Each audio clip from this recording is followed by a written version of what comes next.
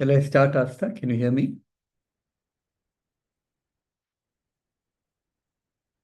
Yes, so we're good to go. Let me welcome all of you to the first day of the flagship meeting of the Center for Climate Change and Sustainability at Ashoka University. Our center is called 3CS. I'm sorry for this initial delay, which happened due to technical issues, and we've had to change the program a little bit, but you shouldn't see a difference. So this two-day online meeting, Healing Earth, is now in its fifth edition. So it's called Healing Earth 5.0. My name is Gautam Menon, and I jointly direct 3CS together with Professor Ian Stewart. The center, 3CS, is about 5 years old now. It's been around for a little less than half the time that Ashoka University itself has been around. It was first conceptualized and put into existence by our previous Vice Chancellor, Professor Malavika Sarkar. And as she maintained then, every university should have a Center for Climate Change and Sustainability, given the importance of these to our future.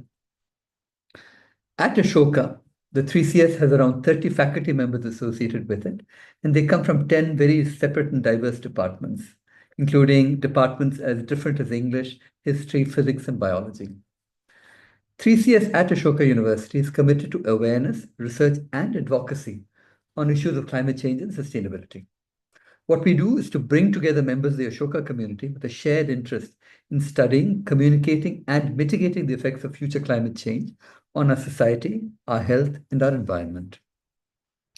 There are a number of verticals that C3CS is involved in. They're ecology, conservation, and climate change, climate and society, the economics of climate change and sustainability, climate change communication, environmental humanities, and sustainable communities. Over the years, this particular meeting has featured diverse topics, among them One Health, climate change economics, and climate change communication. All of these are available from our webpage and the YouTube stream. So today's topic, day one, has the title Biodiversity in a Changing World. It has a group of exceptional speakers, largely from India, but also from outside. This day's program focuses on the need to protect ecosystems in the face of global environmental shifts, both from human pressures and from climate change, and also to understand more broadly the links between ecology and sustainability. So the diversity of talks today involve understanding forest grassland mosaics, using taxonomy as a tool to explore biodiversity, small mammals at high elevations, and biogeography and species diversification in two bird species.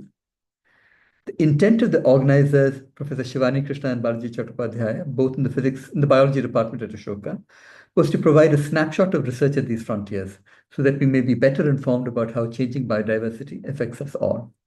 I will now hand you over to the organizers to take this forward. Thank you. Thank you, Gautam, for a nice introduction to the center and welcoming all our guests. So on behalf of 3CS and Ashoka, I welcome all of you, the attendees and the panelists. I'm Shivani. I'm in the Department of Biology. Especially to the panelists, a warm welcome and thank you for taking the time to be with us today. We have Dr. Mahesh Shankaran, Dr. Vinita, Dr. Nandini Rajamani, Dr. Giovanni joining us for day one. So as Gautam has introduced today, this day we're going to talk about biodiversity in a changing world. And across the globe, we know that we are at a point where biodiversity is declining rapidly. And this loss, as we know, poses a serious threat, not just to the ecosystems we study and depend on, but also the essential services they provide, such as clean air, water, fertile soils, stability, climate stability, and the very food we eat. Right? So today we'll delve into how do we understand responses of these plants and animals to environmental shifts, and what are their responses to these shifts, and what do they mean for ecosystems. So Balaji and I thought it would be nice to discuss these stories from the Old World Tropics, and they harbor extraordinary levels of endemism. And this fundamental knowledge of responses is very important for predicting future ecosystem dynamics and to inform conservation efforts, and also to shape policies that can safeguard our shared future. So the idea of this conference is also to bring together researchers from various institutes, share knowledge, and also collectively think of our role in conserving the biodiversity. So I thank you all for being here, and we look forward to rich discussions today ahead. And over to you, Balaji, to introduce our first speaker today. Yeah.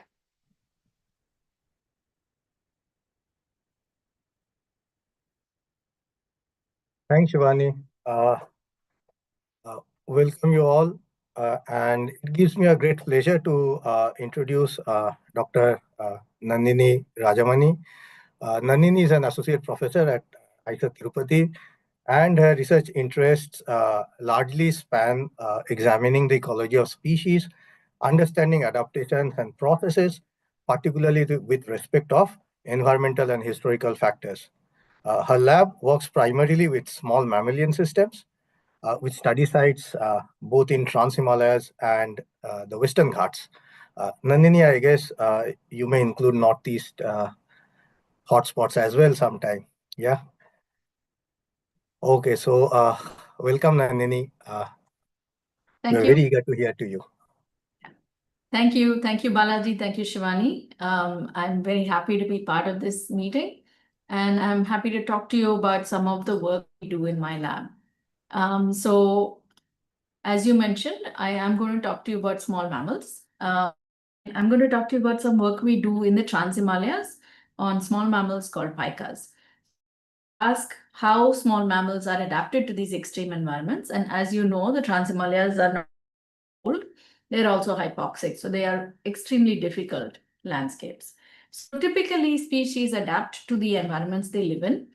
As being well adapted increases an animal's chances of survival and reproduction. And the work we do in my lab has two major questions. We ask how traits are evolved. So we ask about functions they serve in current time and possibly in historic time, and at what point they evolved. And we ask how species are adapted to their current environments, which might or might not be changing. And as you see from the icons, we study a host of species. We study squirrels. We also have some collaborative projects on other species. I'm going to mostly focus on the work with pikas. So I'll tell you a little bit about the other work as well. So what are pikas? Live. So most of our work has been in Ladakh, and that's the work I'm talking to you about today. Pikas are these really small mammals, and they live in this extremely strange and wonderful location. Here you have this environment that's cold and hypoxic. You have very few resources, and these are seasonally fluctuating resources. So for someone who wants to understand how to adapt, this is like a wonderful natural laboratory. And we have a whole adapted species. And as you can see in the image, that's a Ladakh pika sitting there. And this is the many species that are found in this landscape. So our big question here, or what I'm discussing today, is how are pikas adapted to the cold? So pikas are a family. They're really small mammals. They're found mostly in Asia. Species occurs in North America. And we used a multi-pronged approach to ask how.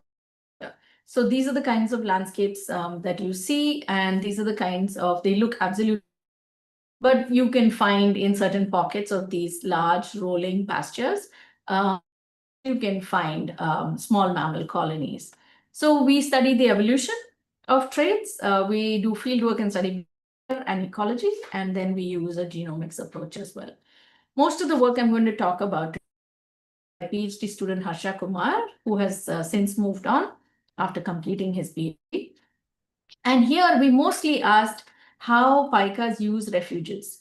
So either you can have physiological mechanisms that help you combat extreme temperatures, you can have behavioral mechanisms, or you can use the environment in such a way that it helps you adapt and combat extreme situations.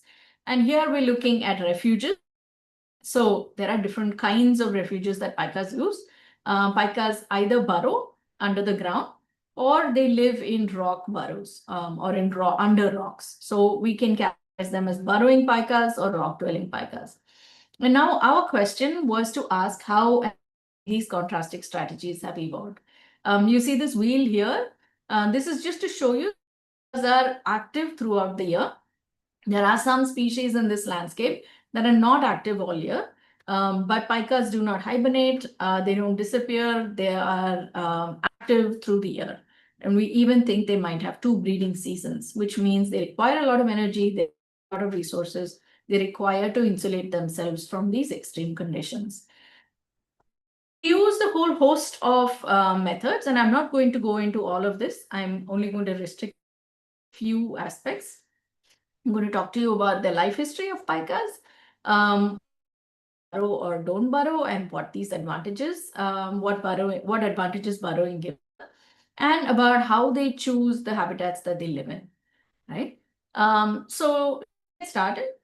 Pikas are in the order Lagomorpha, which includes rabbits and hares. So put together rabbits and hares, and they're all quite different in what we call life history traits. So life history traits include a whole host of things: body size, reproduction, age of first reproduction, how long the young require care, and so on and so forth. And for any, the more diversity you have in your comparative system, the more power you have in being able to answer questions well. So this was a great family. There are over 60 species distributed equally, and they're diverse across body sizes. Pikas live in very high old mountains. Rabbits and hares don't. All of these species can either be social, and they also have different strategies. Some of them live in rocks, under rocks. Some of them live under bushes. Some of them burrow. And so we set out to ask the question of does burrow? And is this a special, phenomenon or behavior? Or do all lagomorphs burrow? So if they all burrow, then it's not something that's special to pikas, or it's not conferring an evolutionary advantage to pikas. So to do step back and look at the entire family and come up with a hypothesis that we could test, right? So burrowing was linked to being a social animal. And when we say social, all mammals live in groups. Some mammals live in solitary but some live in actual social groups, right? And our idea was that burrowing is energetically expensive, and therefore it makes more sense if you are a group living animal. Then burrowing is maybe a more sensible strategy. Also, assume that burrows provided some kind of thermoregulatory function, and we wanted to see if there were any links with climatic regimes that animals were found in. So we gathered a whole bunch of data, a lot of it from the literature, and we asked questions related to body size, to sociality. We gathered information on their burrowing habits, and then we gathered data on the climate where they all lived, right? And we built a tree, a phylogenetic tree, based on existing data, as well as data that we generated in the field. So when we had and this was a tree that had the pikas on the Eucotonidae and the Leporidae, the hares, and rabbits, and we had an outgroup, which were the rodents, to build this. And when we looked to see, we applied this method called ancestral state. And we looked to see if the ancestor of all pikas or Eucotonids burrowing or rock dwelling, and we found that it was most likely burrowing. Right? Pikas seem to have had an ancestor that burrowed, and this was to what we expected. And we saw that they had evolved rock dwelling habits a couple of times. So it looks like maybe this is not as strong as we predicted. We went further back and looked at the ancestor for all lagomorphs, or the entire family. And here we find that again that burrows or forms are the ancestral state for all lagomorphs. We also find that rock dwelling behavior has evolved multiple times and seems to pop up across the family, right? So basically, we went on to ask if we saw any signals with sociality. And we found that it was true. Species that burrow are mostly social. So our question about whether burrowing is particularly expensive and therefore you should do it if you are social seemed to kind of be true. We also saw that burrowing species had larger sizes of litters. So each of their young, and they had more number of litters. So social species had larger litters, and living together, burrowing and living in a group allowed them to have more young, right? However, we did not see a clear correlation with climate, and we did not see this extreme climate that we predicted. We thought burrowing to living in extremely cold habitats, and we did not see that very clearly. So that made us think that, all right, we see that one part of our question with respect to sociality seems, and it is linked to burrowing. Animals that burrow live in groups. And there might be some historic pressures that have impacted behavior. But maybe we need to study climate at smaller scales. Studying climate across the with so many species maybe doesn't show us data at a fine scale adaptation. And so we took this knowledge and we went to Ladakh and we worked extensively on landscape and we surveyed for pikas. And there was some information that was known on pikas at the time, but we didn't really know exactly where species were found. We followed 3 species, the Ladakh pika, the Nubra pika, and the large-eared pika.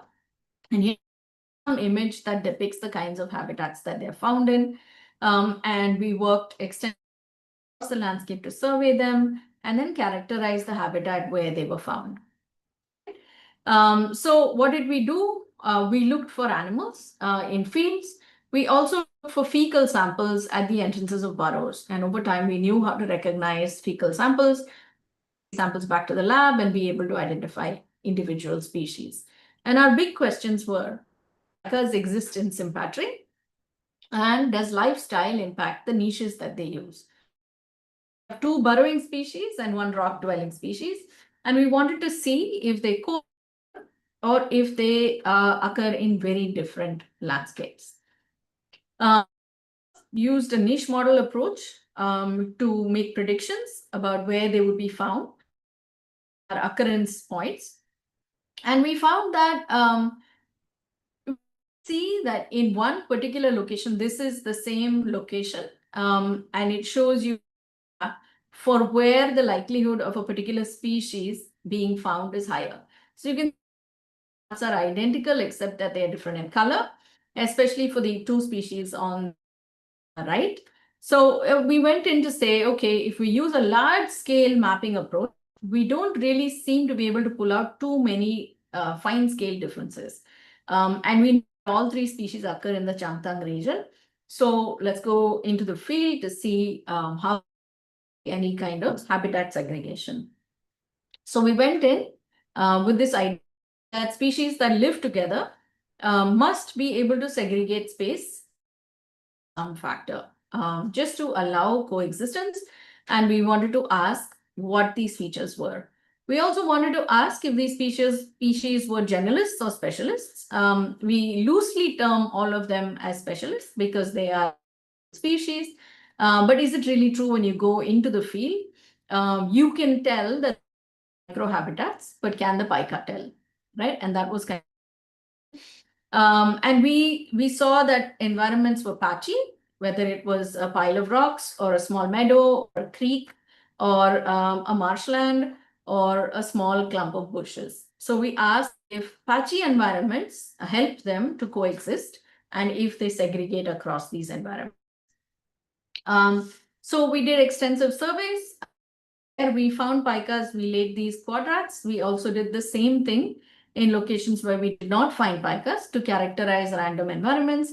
And we characterized the vegetation, the rocks, and the features of these landscapes. We then used the data that we found into 2 different kinds of analyses. We did regression analysis, and then we did Bayesian analyses where we reconstructed spatial niches, right? We compared this across elevations as high and low environments, elevations. While this might look complicated, what I want you to take away is that you can see that these ellipses of different colors separate out when we look at 3 species. And that's what you see on the left. We see that the 3 species seem to separate out nicely in terms of dimensions of rocks or shrubs, and also according to high and low vegetation. And then we further subdivided to high and low elevation populations. And because 2 species lived in both high and low elevation, we have 5 groups. And even when we used these data points as 5 groups, them separate out. So what we're trying to say is that they have very specific micro And this is also some analysis that tells you more of the same. It shows you that they don't really share the exact same niche. They occupy microhabitats, both at a regional scale, which is a landscape of Ladakh, and at local scales. When we subdivided Ladakh as well into high and low elevation sites, we saw that animals occupied very, very specific microhabitats. We also saw that there's very little overlap across species, and that species had different niche widths. So some species seem to have a broader tolerance or seem to occur in a more wide variety of habitats than others. And all you have to do is look at these bars to say that some have small niches and some have much larger niches, right? So basically, is that we can place species on specialist generalist continuums. More importantly, we can kind of tell their habitats apart, at least from a statistical point of view. So Macrotis, which is the rock-dwelling pika, was found in a variety of rocky habitats, from areas with large rocks to areas with relatively smaller rocks, though it was not found in areas with rocks. The Ladakh pika was found mostly in open habitats, like those, though it did tolerate some amount of rocks. And the Nubra was found in two very different microhabitats, under bushes at high altitude and along streams with very tall vegetation as well. But it's important to note that they were very specific in the microhabitats they used, and they did not overlap with each other. So one was not found where the other was found. And then we looked back in time to see if the habitats have been present always. Can we use a modeling approach to say which of these species is more threatened in some ways, right? And here there's just a summary of what we found. That the Ladakh pika used to occupy a much broader range in the past. And today, the range that it occupies is 91% less than what it used to use. The Nubra pika shows an 83% reduction in range, and the larger pika, or the rock-dwelling pika, seems to be the most adaptable or flexible pika, and seems to inhabit a large range even today, and has lost much less of its range in historic time.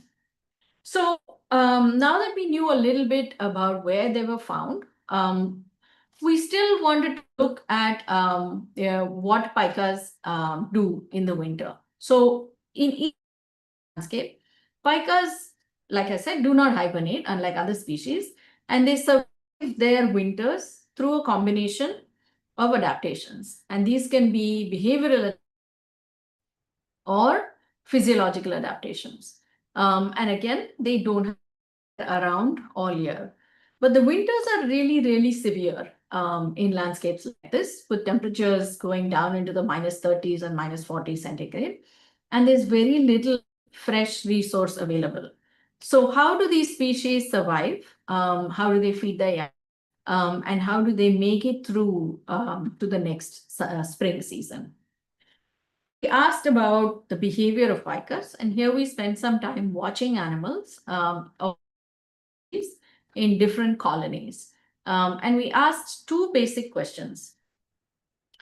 Do pikas collect food, and do they store this food for the winter? Because there is no fresh food beyond the months of October. And do different species do different things? So do they all practice haying, as it's called, in the same way?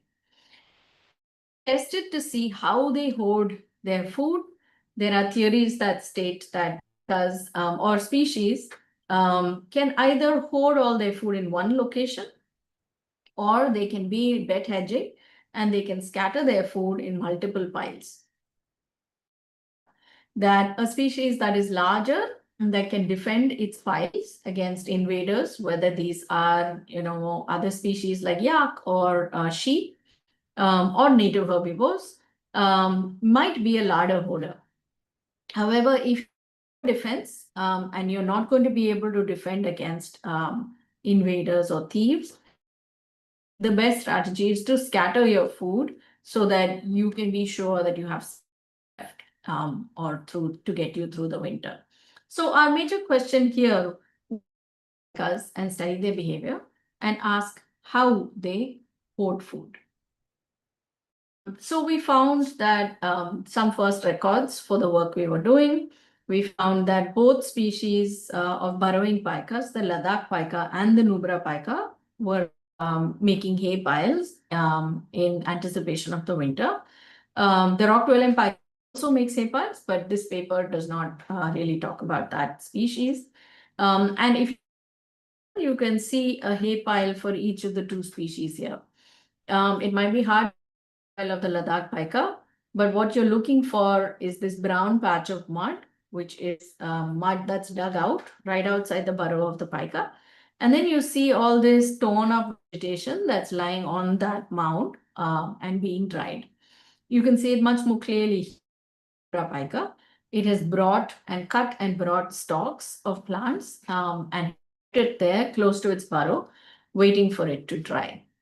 So we documented this across multiple colonies across the landscape for both of these species. So we went in and we asked questions about what kind of food they were storing and what kind of hay piles they were building. And we saw that hay pile sizes and shapes differed across species. The Ladakh pika, which was the large, had larger hay piles.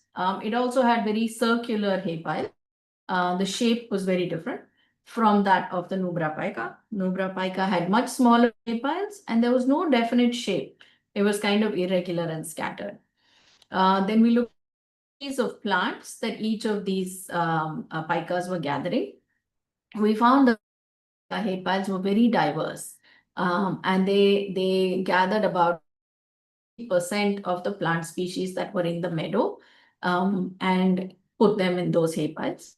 But the Nubra pika was really specific. It only had 2 out of 15 species that it, right? So the 2 species already seem to differ in the plants that they chose to hoard and in the kinds of hay piles they constructed.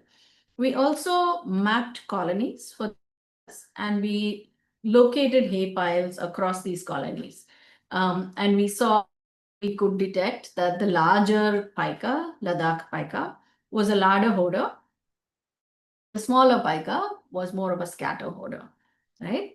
And this is a video of a pika gathering hay.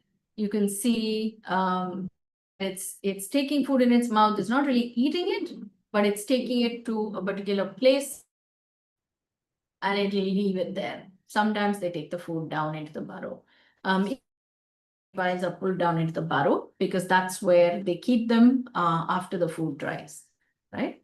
However, if there's danger of a theft, then the food goes down. So that's kind of the work we do with the pikas, but we also work on other species in this landscape. And just to give you a glimpse, there are other species here, and some of these species have very different strategies. How marmots survive through the winter. They hibernate. They are not out all year. They only come out after the snow starts to melt, so March or April, and they go down by September or October. And now marmots and pikas can be in the exact same field, but they have very different. And it's fascinating to see how this works.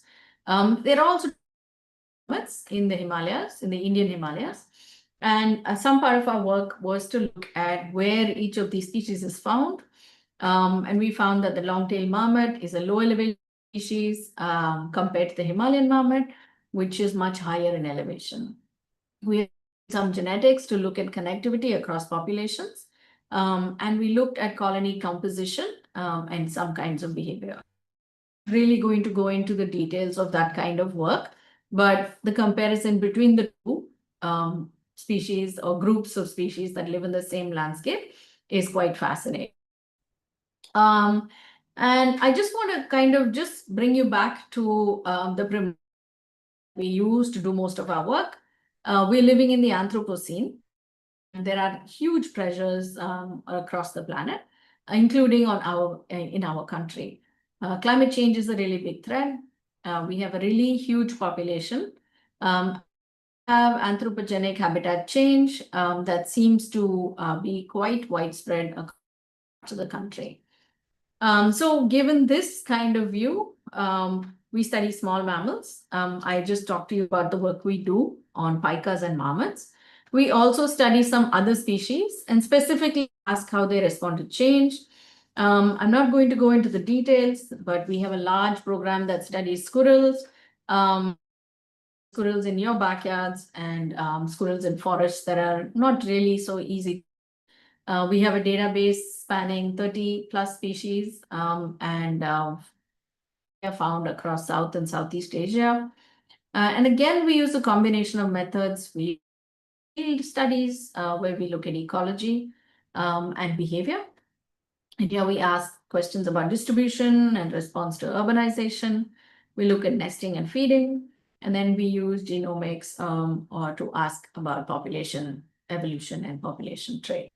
And this is work, like Balaji was saying, that we do in the Western Ghats. We are looking at, so we work around here as well. And yeah, hopefully we can do more detailed work in parts of the country. We also do a little bit of work with collaborators on larger species, not just small mammals, especially endangered species that require such focus, given how sensitive they are to changes around them. So we've looked in the Kashmir region and a few carnivores like brown bears and cats. So I'm going to stop here and thank you, University, for inviting me to be a speaker. And I'd like to thank my host institute, Tirupati, for support, collaborators, and of course my lab for all the work that they do. So thank you. Thanks, Nandini. So, dear all, before we go for the next talk, there is an announcement. So, as many of you might know, there's a scheduled blackout today in various parts of our country. So, we also expect a blackout between 7:50 and 8 p.m. So, about 10 minutes. And which means that, we won't be available during that time, but our link should work, the same link that you joined, and we should reconvene by 8:05 p.m. Yep. Thanks. Shivani. Thank you, Balaji. So we'll take questions for Nandini and Mahesh after these two talks are done. Okay, so please hold on to your questions. You can also share some of the questions in the chat, and then we'll break for a short Q&A session. So we'll now go on to the next talk. So our next speaker today is Dr. Mahesh Shankaran, and it is a great pleasure to introduce him. Mahesh is a community and ecosystem ecologist whose research focuses on understanding how climate change impacts the distribution, structure, functioning of tropical ecosystems globally, with a focus on savannas and grasslands, and also forests more recently. He's particularly interested in applying this knowledge to the restoration of degraded lands in a changing climate. He's contributed to shaping international policy on climate change, biodiversity, and land through his work with the IPCC and IPBES assessments on land degradation, climate change, and biodiversity. So Mahesh was awarded the prestigious Infosys Prize for the Life Sciences in 2021 and is a fellow of Indian Academy of Sciences and Indian National Science Academy. Today, he's going to talk to us about forest grassland mosaics, past, present, and future. Welcome, Mahesh, and thank you for joining us today. Over to you. Thanks, Shivani. Can you hear me? Am I audible? Yeah. I seem to have logged on from somebody else's account because I had trouble logging in. So if it shows Sandeep, it's actually me. So let me see if I can try and share my...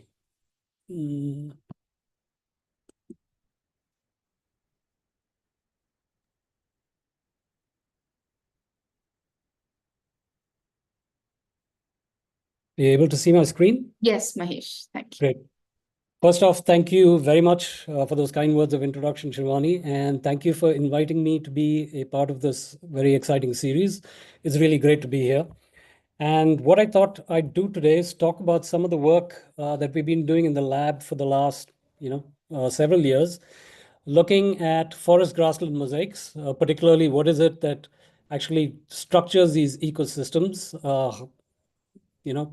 how do they function, what are the potential impacts of climate change on their functioning, and also talk a little bit about how misperceptions about what structures biomes has historically led to the mismanagement of these ecosystems with far-ranging consequences that we even see today, 200 years later, right? And for the purposes of my talk, I'm going to be drawing on the work of lots of students, collaborators, and researchers. And I would like to thank them right at the start. Hopefully, I'll remember to thank each person as I'm going through my talk. But I just thought I need to acknowledge the support of many, many, many people. Right. So forest grassland mosaics are a very unique and enigmatic biome. And one of the reasons for this is that they fly in the face of one of the fundamental tenets of ecology, which is the one climate, one biome hypothesis. Now, if you open any ecology textbook, you'll find a diagram like this. This one is from Whitaker's biome classification scheme, and you'll find many others like Holdridge life classification scheme and so on. And essentially what it says is for a given, climatic envelope. So in this case, for a given rainfall level and given temperature, you expect a particular kind of biome. And for the most part, this holds true. We know if it's like really wet and warm, you tend to have tropical evergreen forests where it's really dry and arid, you have deserts and so on. But there are some places in the world, like, for example, in the upper reaches of the Western Ghats, where this does not seem to hold true. So I don't know how many of you have had the, pleasure and the fortune of actually going up to the high elevations of the Western Ghats. And if you go there, you'll see a biome that looks like this. These are called the Shola grassland mosaics. And here, what we have is a system for under single climate, you have two different kinds of ecosystems. You have grasslands and forests right next to each other and coexisting without one displacing the other, right? So how is it that these two ecosystems can coexist without one displacing the other? Now, if we go back to the whole concept of climax that we're talking about, that all of us, it's there in our basic ecology textbook. When we look at this, and this is what the colonial foresters also saw, is that when they looked at it, they thought, well, clearly here's a system that is anthropogenic in origin, right? So humans at some point in the past, this used to be forest, and humans at some point in the past have come, cleared the forest, and now you have these grassland patches, and that's why the system looks like this. But it turns out that this is not the case. This is not just restricted to India, but these ecosystems are found in many parts of the globe. They're very restricted where they occur, but you can find them in Malawi, you can find them in hot and plains in Sri Lanka, Bolivia, Madagascar, Brazil, so on and so forth, right? So they're fairly widespread. And the question becomes, are they natural ecosystems or are they actually artifacts of past human activity? This is some work done by Professor Sukumar's group at the Center for Ecological Sciences at IISc. And what they did is they went and took cores, sediment cores, and they tried to recreate the paleohistory of these, of the Nilgiris. Yeah. And essentially, the way you can do it is because grasses and trees differ in their photosynthetic pathway. I'm not going to go into it in detail, but if you look at the isotopes, you can actually tell whether grasses were present or trees were present. And essentially what this graph is telling us, it goes back about 40,000 years. They've been able to date it. And for the last 40,000 years, both grasses and trees have been present in the system. It's fluctuated back and forth, but these systems have been present for at least 40,000 years. And we know human presence in the Nilgiris has only been dated back to about 4,000 years. So way before humans were present, you had these systems where both grasses and trees were present. And multiple lines of evidence from other ecosystems across the globe, including Brazil and so on, seem to suggest that most of these forest grassland mosaics in many parts of the world, they are ancient and they predate human presence, suggesting that they are natural rather than anthropogenic. So then the question becomes, what actually maintains these? How do these systems come about? And what actually maintains this biphasic mosaic, right? And this is a question that's actually been debated for almost 100 years. So people have argued since the early 1930s, colonial foresters, Indian foresters, and so on, that it's actually driven by microclimate. So you have these microclimatic differences which actually allow trees to persist in some places and grasses to persist in others. Some others argue that it's actually difference in soil. You have, soils mostly allow for grasses, but in some places it's deep enough to allow for trees. Some others argued that it's fire. The grasslands burn, and that's why you see these open areas. It's actually maintained by fires and nothing else. And others have also argued that it's herbivores that actually maintain these systems.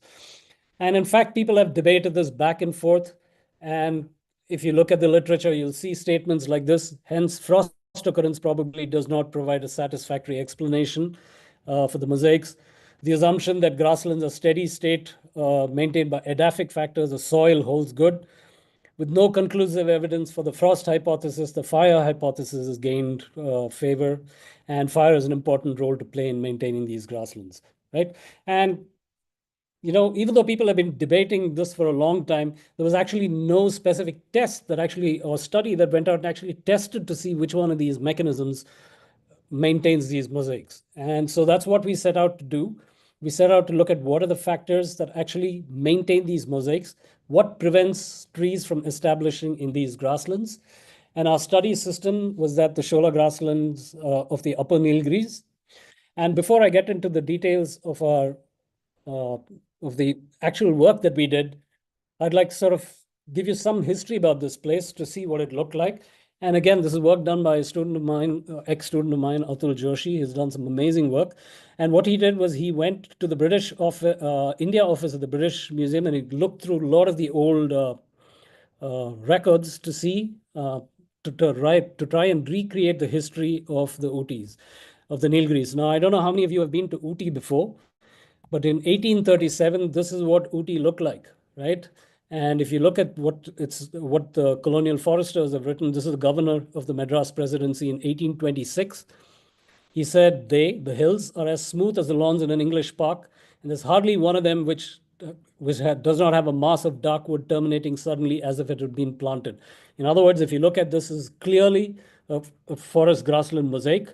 But again, given this whole perception of the climax community, when the colonial foresters looked at it, what they assumed was, it's the indigenous communities here that had clear-cut these plays, and because of mismanagement of the land, they'd converted it to this forest grassland mosaic. And they figured they need to set this right. And so what they started doing is they started planting trees in these grasslands. So again, this is Ooty in 1834. For those of you who've been there, this is St. Stephen's Cathedral. So this is what it looked like in 1834. Clearly, it's vast expanses of grassland. And then some trees started getting planted. By 1851, this is what it looks like. By 1905, you can see the whole area has been planted up. And by 2015, what was a grassland is gone. It's now entirely forested. And work, again from ICER Tirupati actually, has shown that about 60 to 70% of the grassland habitat has been lost over the years. So these are highly endangered habitats right now, and we have very little of the grasslands left, right? And so clearly this is a perception by the colonial foresters that these were not natural ecosystems and they had to be planted with trees. And so that's what happened. But it turns out that many of the species that were planted, one became particularly problematic, which is Acacia mearnsii, a wattle, and it went rogue. And so now if you look at the Nilgiris, this is what it looks like. I don't know if you can see it, but this bright green patch in the middle is actually a forest patch. And the dirty green right throughout, right across the landscape, are patches of what used to be grassland, but they're now invaded by this nitrogen-fixing tree, Acacia mearnsii, or wattle from Australia, right? So most of the landscape has been lost to invasive species. So anyhow, I would just wanted to put this so that you have a perspective of what the landscape looks like and what it is right now. So anyway, there are still about 30% of these forest grassland mosaics remaining that are not invaded. And one of the questions we were asking is what actually maintains them? Of those four hypotheses, fire, frost, herbivory, and so on, what is it that actually limits the establishment of trees and grasslands. And so we looked at it from a demographic perspective, and we asked, so is it at the seed to seedling stage that trees cannot establish, or the seedling to saplings, the saplings to adults, and so on, right? So the first question we asked is, do soils and microclimate influence the germination of trees? And is this what's limiting the establishment of trees in these mosaics? So what we do is a very simple experiment. We took soils from the grassland and we took soils from the shola or the forest patches. And then we germinated tree seedlings in them, in these trays. And then we placed the trays again in grasslands and in the forest patches. So we had grassland soils in grassland, grassland soils in forest, and forest soils in forest, and forest soils in grassland. And we looked to see, whether it's microclimate or soil that's actually preventing germination of the tree seedlings. I won't go into the details of the experiment, but here's what the results show. This is germination, and on the left, it's germination inside the sholas, and on the right, it's in the grasslands. And essentially what we can see here is there's no effect of soil type on germination success. So we're seeing the same amount of germination in both grasslands and in shola soils. And in fact, what we are seeing is greater germination in grasslands than in shola patches. So the bars on the right are somewhat taller than the bars on the left. And the darker bars, we also looked at the invasive species and compared to native species. And we're seeing very high germination by the invasive acacia and very little by the native species. So essentially what we can conclude here is that soils don't seem to be limiting the establishment of these, of the native trees. Microclimate is actually more favorable. There's slightly higher germination in the grasslands when compared to the forests. And the invasives are germinating more than the native species. So it doesn't appear that soils are what's limiting. And so then we followed these seedlings to look from the seedling to the sapling stage. What's the bottleneck that actually limits, do soils and microclimate limit the establishment of these trees? And so we continued these experiments after they germinated. We let them grow, and we followed them through the winter, right? And we looked at survival of the seedlings. And what did this data show? On the left is the survival of, the graph on the left shows the survival of all the tree seedlings in the grassland. And on the right is the survival in the forest patches. And the blue line is for the native species, and the red line is for the invasive species. So if you look at the grassland and the blue line, all of the native species had died by about 100, 150 days. So by the time the winter was over, all of the native species in the grasslands had died, whereas the invasive species actually survived. But if you look inside the forest, both the native and the invasive species, both of them survived equally well, right? So there's drastic overwinter mortality in the grasslands, but not inside the forest patches, strongly suggesting that maybe it's something to do with the microclimate in the grasslands that actually prevents these seedlings from establishing. And if you look, we also measured temperatures inside the forest and outside in the grassland. And these are temperatures across a 10-meter gradient from 5 meters inside the forest to 5 meters in the grassland. And what we are seeing here, this graph, shows you the minimum temperatures in winter, right? And if you look at the minimum temperatures in winter inside the forest patches, it's about 4 to 5 degrees. And if you look at the minimum temperatures just 10 meters away, it's like -5 degrees. So there's a 10-degree difference over a 10-meter gradient from inside the forest patch to outside the forest patch. So inside the forest patch, it never goes below 0. You don't have frost, whereas in the grasslands, you have frost, which appears to be killing the seedlings, right? So strongly suggesting that maybe winter temperatures were a limiting factor.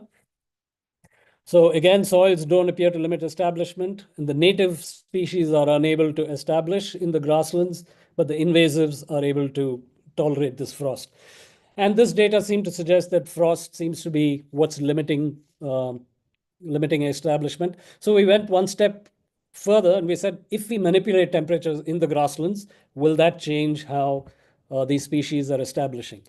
And so this is a huge experiment where we collected seeds from the field, we germinated them in the greenhouse, we put them into bags, we transported them back into the field, and we conducted a warming experiment. So half of the seedlings were left exposed to controlled temperatures, and other half, we actually covered them with thermal blankets every evening. So every evening we'd cover the seedlings with thermal blankets. So that would keep the temperatures warm and it wouldn't let it go below zero.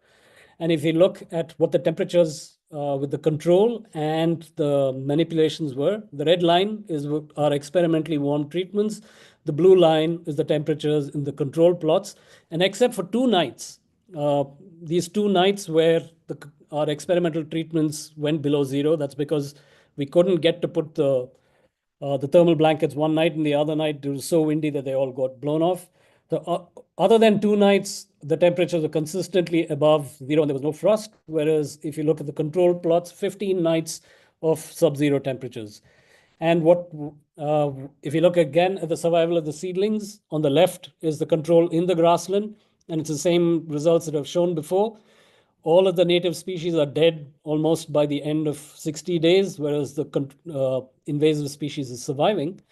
But if you look at the nighttime warmed treatments, we see that almost 40% of the native species have survived when there was no frost. And most of the mortality happened on those nights that there were frost, right? But the invasive species survival has gone from 40%, 30%, almost to 80 to 90%.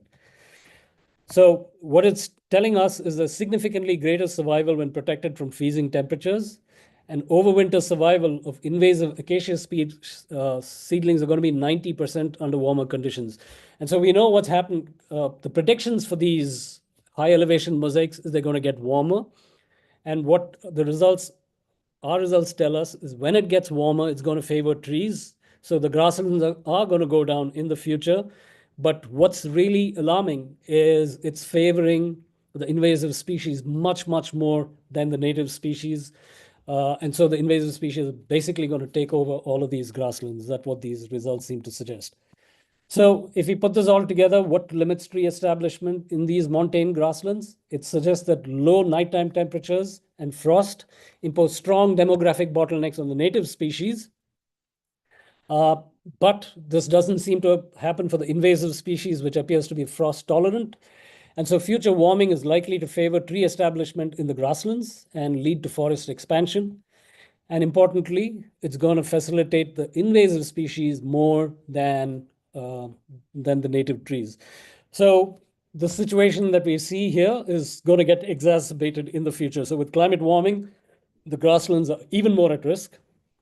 And what we've also done is looked at the impacts of these invasives on the functioning and of these ecosystems. I'm not going to go into it in detail because I think I'm running out of time. But just to highlight, all of the other work looking at the impacts of the invasive species, what we've shown is these woody plant invasions, and these are by nitrogen fixers, right? So they reduce native plant diversity. So if you compared invaded areas versus uninvaded areas, you have much fewer plant species. They're much more homogeneous. So, everything under the invaded communities tend to be more or less similar. There's not much variation across space.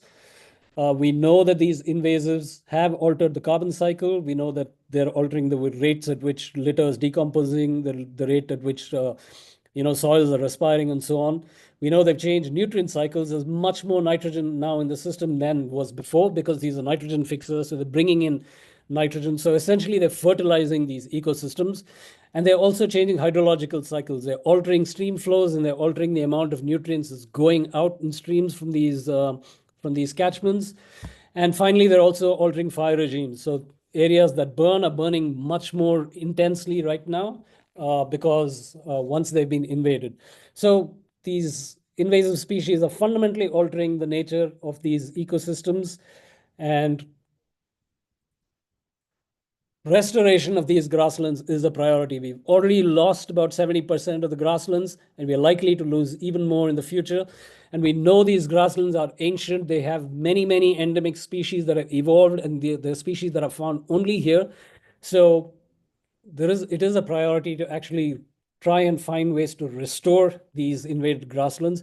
And the Tamil Nadu Forest Department, government actually has instituted an invasive policy, very forward thinking, and where they're trying to restore many of these areas, which is a very, very welcome initiative by the Forest Department. But So we've been working on ways of how to actually go about restoring these invaded grasslands. But I think that's a story for another date. I think I'm almost out of time. So I'll just wrap up by thanking all of the people who have helped us do this work. All of the lab members, past and present, Tamil Nadu Forest Department, our collaborators at Feral, our collaborators at ATRI. We'd like to thank NCBS, the Department of Atomic Energy, Ministry of Earth Sciences, SERB, ANRF, and National Geographic for funding, and the RM Tulpule Charitable Trust also for funding. Yeah. So with that, I think I will stop. I hope I've not gone over time, but happy to take any questions. Thank you very much. You. Yeah. Thank you so much, Mahesh. So we'll go to the next speaker, and after Vinita's talk, then we'll take questions together. I hope that's okay. Yeah. So I'll introduce the next speaker in this session today. So we have Dr. Vinita Gowda, and it is great pleasure to introduce her. Vinita is a botanist, evolutionary biologist, and also considers herself as an accidental scientist. So Vinita, after her doctoral degree from George Washington University and a postdoc at Smithsonian and at Singapore Botanical Gardens, moved back to India and joined ISO Bhopal. And there she started her research lab, which is called Tropical Ecology and Evolution Lab, the TREE Lab. Vinita's lab mainly focuses on understanding various evolutionary processes that affect plant diversity, as well as ecological and behavioral features of plants. So Vinita's group has shown that Himalayan uplift and monsoon intensification have played a key role in diversification of plants in the northeastern India. And they've discovered various new species to science and unique reproductive behaviors in the wild. Their lab uses a variety of approaches: genomics, ecological interactions, chemical ecology, and phylogenetic relationships to study some of these aspects. Vinita is an elected fellow of the Linnaean Society and also holds various elected offices in the national, international, evolutionary, ecological, and botanical societies. So today she's going to tell us why knowing what we're seeing is important and facing the biodiversity challenge with taxonomy. Thank you, Vinita. Over to you, please.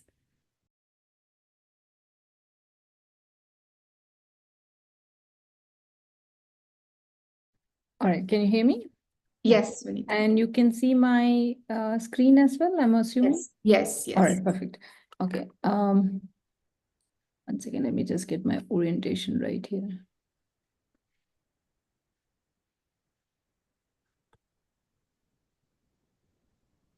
All right, good.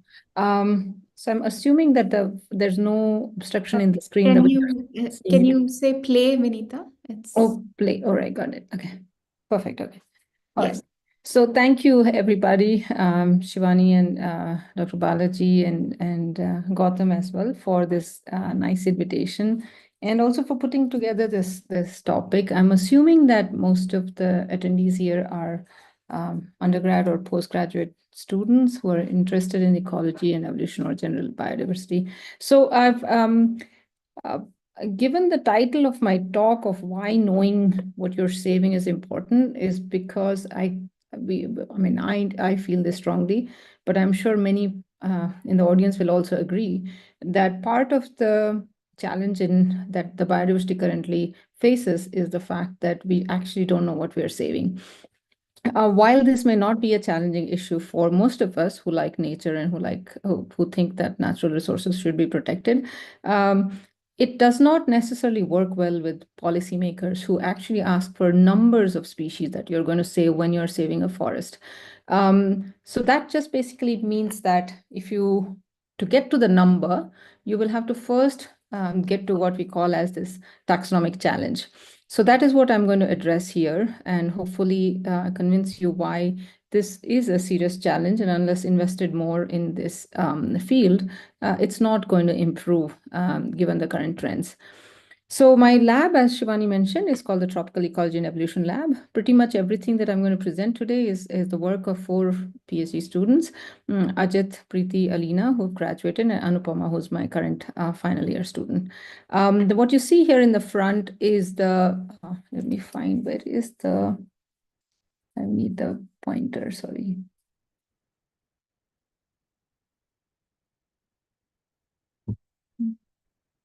pointer is the annotate. No, where is the pointer actually? Zoom. Anyway, I'll work without it. So what you're seeing in the forefront is the genus about which I'm going to keep talking throughout this next 20 minutes. This is a genus called the Hidicium from the ginger family, Zingiberaceae that is. And this particular species is called Ellipticum. And what is very interesting about this entire genus, which has about 110 species, is that we are familiar with gingers being having fragrant roots, fragrant leaves, and fragrant stem. But in this particular genus, the entire genus also produces fragrant flowers. So this genus basically has taken one additional step in terms of a trait evolution and has incorporated this fragrance also in its flowers, which is not necessarily the case in most other gingers.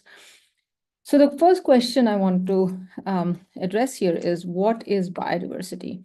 So like I mentioned earlier, we usually use numbers to define biodiversity. That is, X location has, a Y number of species.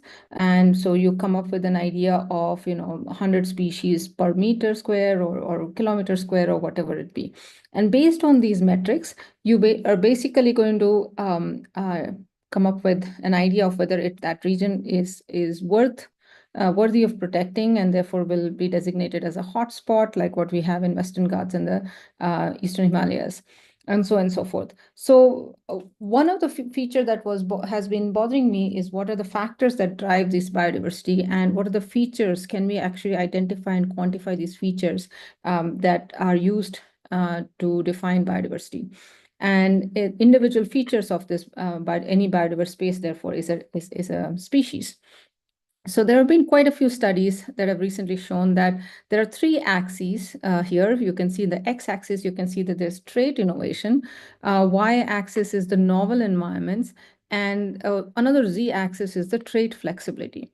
Now, within this cube, what you can see, I want you to focus on is the left bottom corner, which is low diversification, and right top corner, which is the fast diversification. This image is basically showing you what are the features that can result in low diversification, diversifying groups, such as the gymnosperms that we know about, which are the basal groups of all plants. And the fast diversification, which are the angiosperms, that is the plants that we know, which we define as with complete flowers. So what is the difference between these gymnosperms, that is not speciose, and the angiosperms, that is extremely speciose? Turns out are these three factors, that is the trait innovation, novel environments, and trait flexibility. And so these three have resulted in this adaptive landscape for these angiosperms, resulting in them becoming very dominant in our current planet and in our current environments. So in this variable landscape that we're talking about, it becomes very important to define what is a taxon, because remember, I'll emphasize that if you're calling biodiversity, or you're going to record biodiversity by number of species, then one has to know what exactly is a species that you're putting a number on. And so that is the same, the idea of the species is the same as the idea of a taxon. And so there are several questions one can ask. First is, what is a taxon? Again, not a simple question, because pretty much everything in biology hinges on this idea of what a species is. The second is, why is this taxonomy critical? That is, why understanding or naming individual organism is very, very important. The third, which is I'm only going to sort of summarize at the end, is, why is taxonomy misunderstood, and what can we actually do to change it? The last question I will address, hopefully, if there are any questions, but I'll pretty much be addressing through my research the first two questions.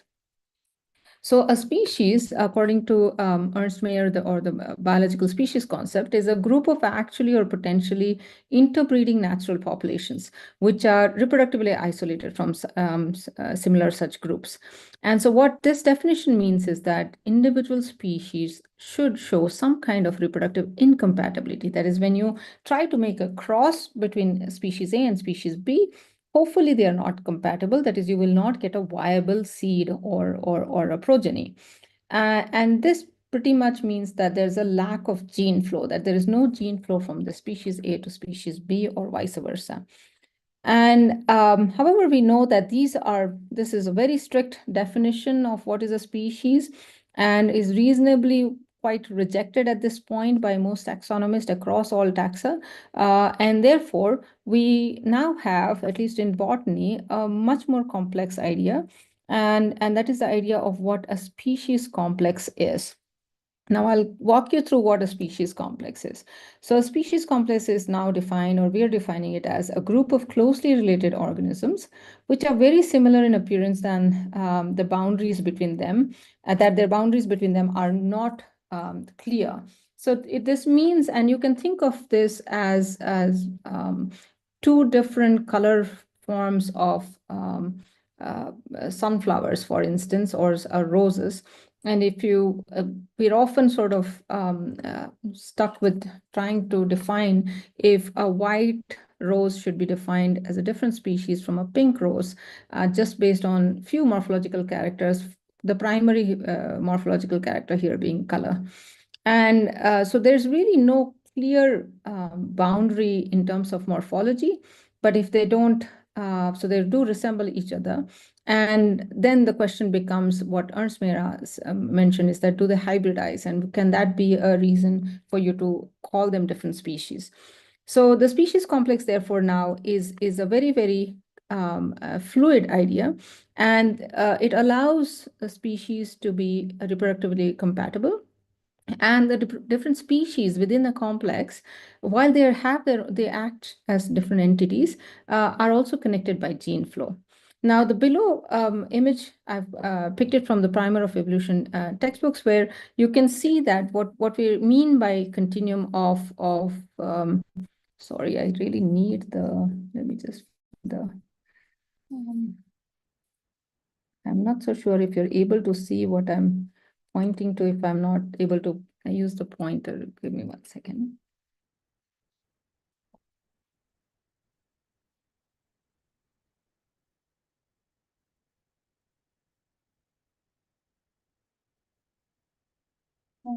What exactly is the pointer?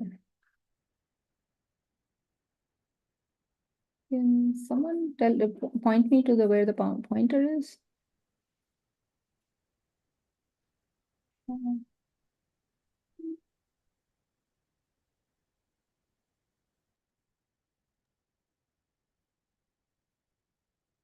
Okay, I'm not able to find the pointer, sorry.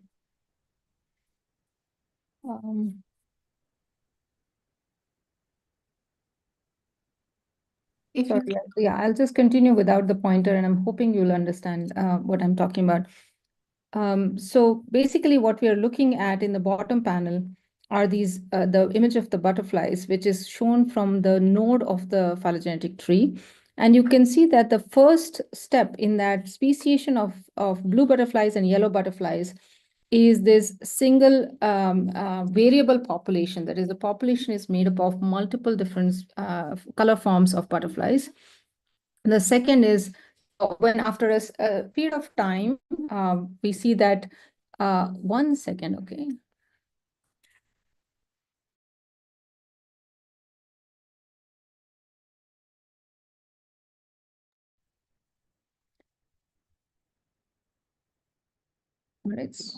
All right. So the second is the differentiated populations, which are connected by gene flow.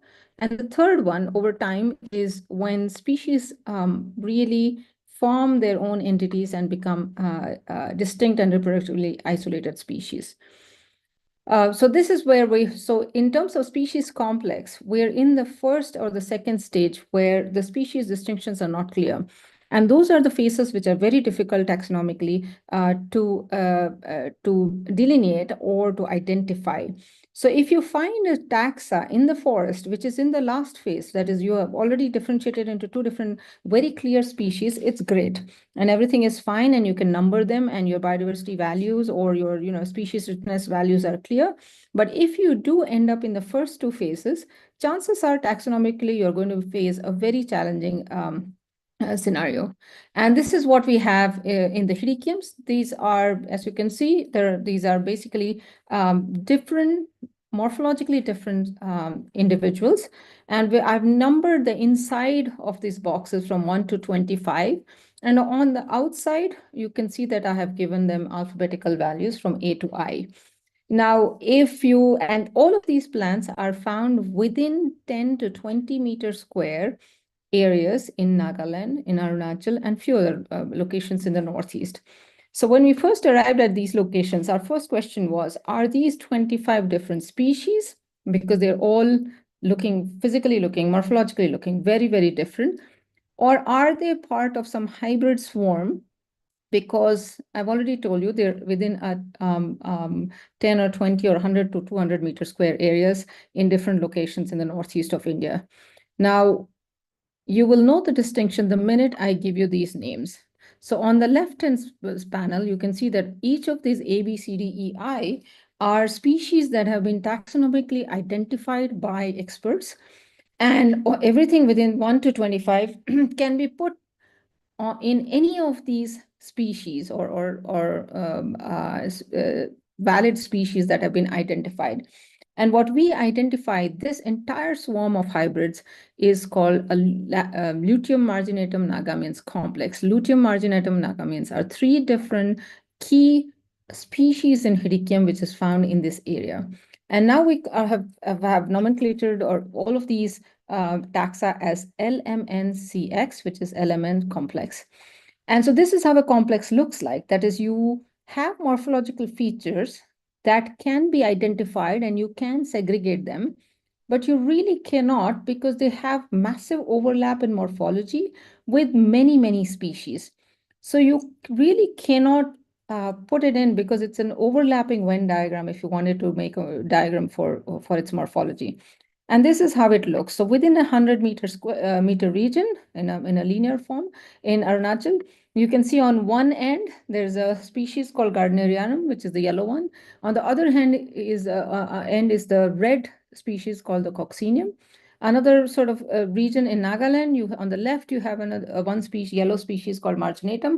On the right-hand side, you see the Stenopetalum. And in the middle, wherever I've put a question mark, are taxa that are found in sufficient numbers in the forest that we feel the need to give a name to them. But as you can see, they're in a continuum when you call it look at the morphological space.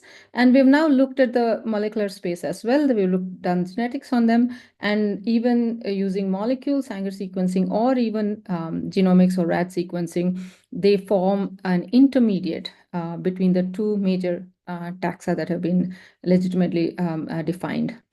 So therefore, a species complex now is a group of closely related organisms which are very similar, like I said, in appearance, that the boundaries between them are often clear. Just reiterating what we saw in the butterflies again. And so the question then becomes, how do you now go about characterizing the species or species complexes?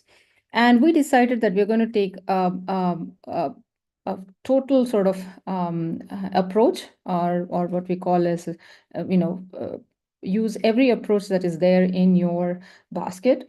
And so what we did was we characterized the morphology of all of these species and the entire genus that is present in India and also in Southeast Asia in great detail. We identified ecological, ethological, and ethological in this particular case means phenology, who visits them in terms of pollinator behaviors and others, and also genetic signatures.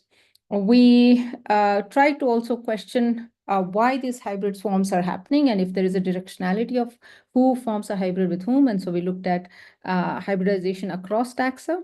And we, of course, then finally looked at the molecular space, that is a gene flow using rat sequencing or genomics.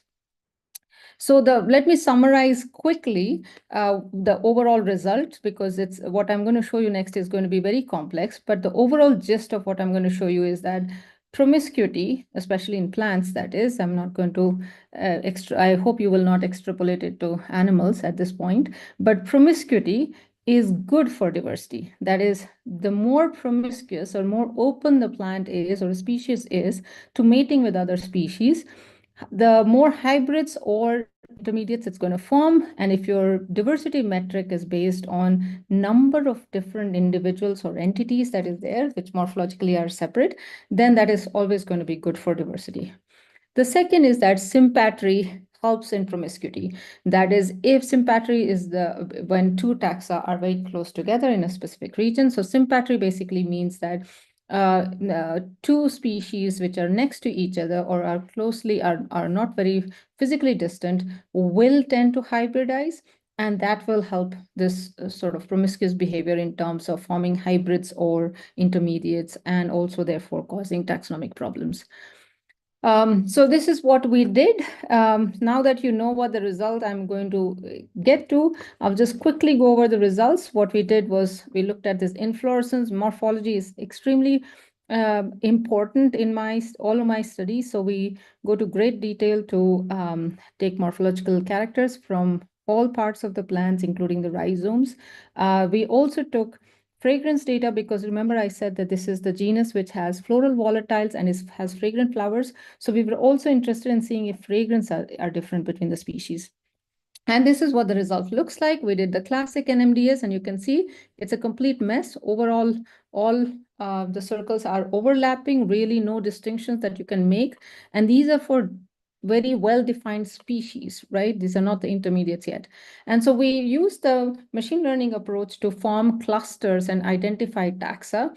And we had some surprisingly very good results in this unsupervised machine learning approaches, where we were able to, and while you can't read these clusters and you will not be able to identify it, the reason I'm showing you the graph is just so that you know that the ML approach basically identifies clusters and also gives us what you see below, the morphological strength in each of these clusters. So what we have done is we've not only identified clusters of taxa that look similar, that is morphologically they're similar, but we've also identified the traits in those clusters because of which those clusters are being formed. And as you can see, they're extremely heterogeneous, which you can see from the lower graph that no similar trait is actually popping up in the different clusters. We then did a massive phylogenetic analysis for all the 110 species of hedychiums that covers the entire region of India, all the distribution in India and as well as in Southeast Asia. And we were able to identify 4 distinct clades. The first one, if you can see the tree, which is kept sideways, from the left to right, we have the first clade, second clade, which is the densiflorum, third ellipticum, fourth villosum, and the fifth big triangle is the coronarium. Now, the biggest triangle is where most of the Indian taxa are. And so our question, therefore, is why is the fourth clade so big? And why are the other 3 clades so small? And turns out we looked at did some biogeographic analysis, and we found that, if you can see in the small inset image, that most of the hedychia or the center of origin for this hedychium is somewhere in the Myanmar region. And from there have been multiple dispersal events into India. One large dispersal event, which is shown by the largest arrowhead, is into the northeast of India. And there have been several other dispersal events into rest of the Southeast Asia. But something happened when hedychiums came to northeast India, and that seems to match with the Himalayan uplift, which you can see in the upper graph again, which is roughly around 10 million years. And the Himalayan uplift was clubbed with 2 separate events. One is the monsoon intensification, and also the associated sort of possible presence of more new niches or ecological niches available because of the turbulent sort of geological events that were happening in this region. So the 2 combined, that is monsoon intensification and Himalayan orogeny, we think now is primarily the reason of why this clade 4 is speciose. The other 3 clades are slightly older groups. You can see they're 5.1, 4.1, and 5.2, while the Himalayan, the so-called Indian clade, is at 4.9, close to the uplift and the massive monsoon intensification that we have recorded. Of course, this area was also followed up by a glaciation period, but since these are rhizomatous plants, we assume that the glaciation may have resulted in a lot of extinctions, but not necessarily new speciation events. So having said that, so this is where we are right now. We see that this is the entire distribution of Hedychiums, this one genus across India and Southeast Asia. And the lower map shows the biogeographic dispersal events that have resulted in this quite a heterogeneous sort of distribution across Asia. So when we looked at the volatiles, and I'm giving this result just because it's really quite interesting, I'm just showing one of the examples. So the left side here is the marginatum. This is all these three species are part of one of the species complex called the marginatum stenobotanum complex. When we looked at the volatiles, turns out the volatile of Nagamians, which is hybrid of, or what we discovered to be a hybrid of marginatum and stenobotanum, also seems to be clearly intermediate in terms of the chemical volatiles or VOCs that is present in the species. And this is how it looks. You can see on the left-hand side is marginatum, right side is stenopetalum, and Nagamians is exactly right in the middle in terms of its intermediate floral sense. So this brings me sort of to the to summarize this part of the work. So we found that morphology and volatile profiles are highly variable when we look at species complexes or taxa that form complexes. Reproductive traits, however, we did not know how the hybridization happens and what maintains these traits. So we went ahead and did lots of hand pollination experiments in the wild, and then went on to the genetic structure using rat sequencing. And so basically, this is what we did. We looked at the one of the species. Here in the bottom, you see of the tree is a species called spicatum, which is very predominantly present in northeast of India. It also happens to be the first clade, so we were interested in seeing if we can see between clade 1 and clade 4. Technically, there's a lot of phylogenetic distance. So it would give us a good idea of how hybridization occurs between taxa. So this is a structure that we did for sympatry, and what you can see is that this one particular species, spicatum, is sympatric with all of these species on the right-hand side. And each of these lines tells you the number of individuals that it's overlapping with. So spicatum then, if spicatum can hybridize with all of these species, you should expect that, or if it is compatible, rather, reproductively compatible with these species, you should expect that it should form a lot of intermediate hybrids. And this is how the phenology overlap looks like. That is, not only are they physically close to each other, it also, the flowering time of spicatum also overlaps with all of these species. Now, this makes it a very hot spot for all these hybrid species and intermediates that we were expecting. And this is how the reproductive compatibility looks like, that spicatum is quite labile, and it produces viable seeds and fruits when it reproduces with or hybridizes with many species with which it is sympatric of. So that basically sort of pointed that spicatum, whenever present, will form massive species complexes. And that's what we found in the wild as well, that whenever you see a spicatum, you find massive numbers of intermediate taxa and hybrids in the wild, many of which are not described, cannot be described because they're intermediates, and we still don't know where we should be putting these intermediate taxa. Of course, then, because we wanted, everyone will ask for the genetic backup, and so we did this SNP analysis using rat sequencing, and this is how the same spicatum looks like. These are the outgroups, that is the non-spicatums. This is the entire greens, blues, reds are the spicatum group, and so you can see that there's a genetic difference between the spicatum itself. Each of these circles on the India map, on the northeast of India, shows that each of those population is also genetically very heterogeneous. And if you can see down below in the Western Ghats, there's a blue dot, and up in the Western Himalayas, there's a half blue and a half green dot. And that has been the mystery that has been very challenging to us. So what we are essentially finding is one population or one genotype in Western Ghats, which has interestingly arrived from northern Western Himalayas, not from Northeast, which seems to be geographically closer, but the Western Himalayas. And this throws in a lot of new ideas of what must be happening in the central India when this plant possibly dispersed from north to the south. So that's the dispersal route that we are currently proposing. And then in two other genetic genotypes that we distinctly found were the intermediates. And the reason I'm calling only these as intermediates is because taxonomists have identified them as intermediates. So we always start with taxonomy first, and then we sort of corroborate it with whatever genetic data that you can get. And we found two intermediates standing out in all our genetic data as well.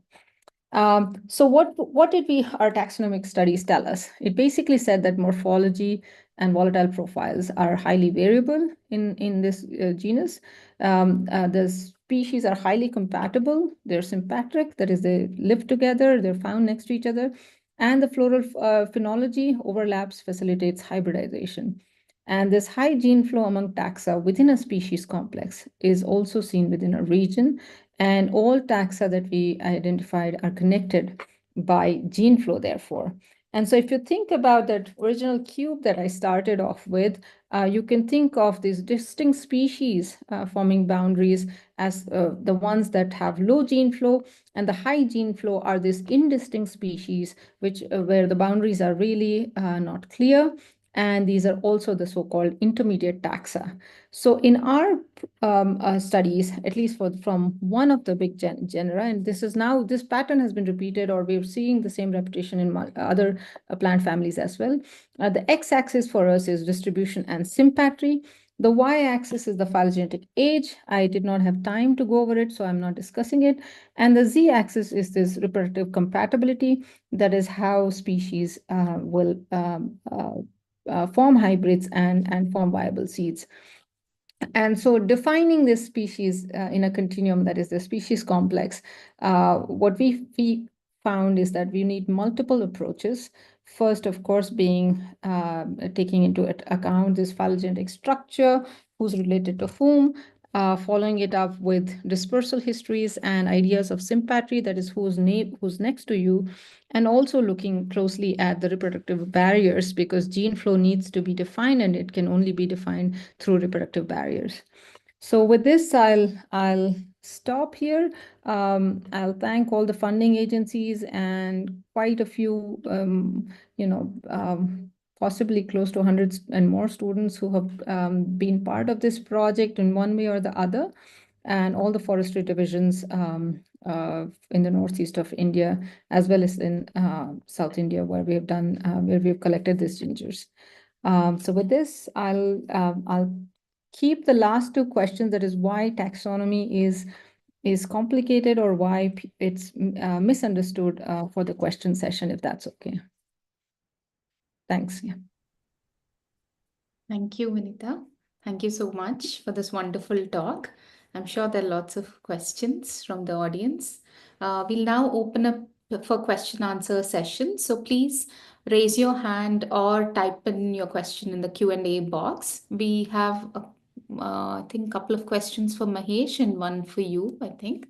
So I'll probably read out the question. Vinita, so a student here is asking, how does polyploidy interact with species complexes? Polyploidy is part of the species complex, and it's very difficult to identify or place, rather. We can identify polyploid very easily. Morphologically, it's oftentimes quite distinct. Genetically, it's just that it's a polyploid, but taxonomically, it sits somewhere in that hybrid mess that I showed about. And that's partly because we have seen now sufficiently in plants that ploidy, I mean, you only identify it when it's gained. When it's lost and the chromosome numbers are split in different forms, it's really difficult to identify them. And in the Indian Northeast taxa, what surprised me was that most of the taxa, when I started the project, I thought they are going to be very ancient and very old. And what it does when you're doing these kind of studies is that if they're older, you're going to expect more stability and you're going to see much better patterns. But what we found is that most of the taxa, and to date, we've now looked at quite a few different plant families, all of them are surprisingly very young. And so ploidy is a common problem in young plants.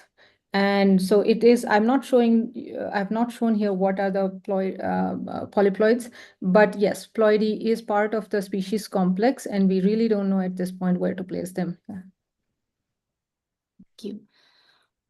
We have a few questions from Durbadal. Durbadal, would you like to unmute and ask yourself the questions to Mahesh?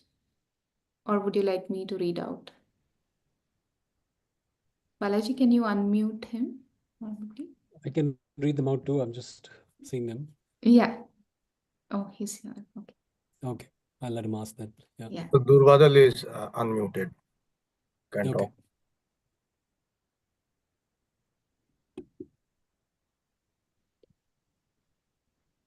Hello. Hi. Yeah, hi Mahesh. Am I audible? Yes. Yes. So it was a very nice talk. So I was interested in the restoration thing, about the ecological restoration. So just had a few questions so that I typed there.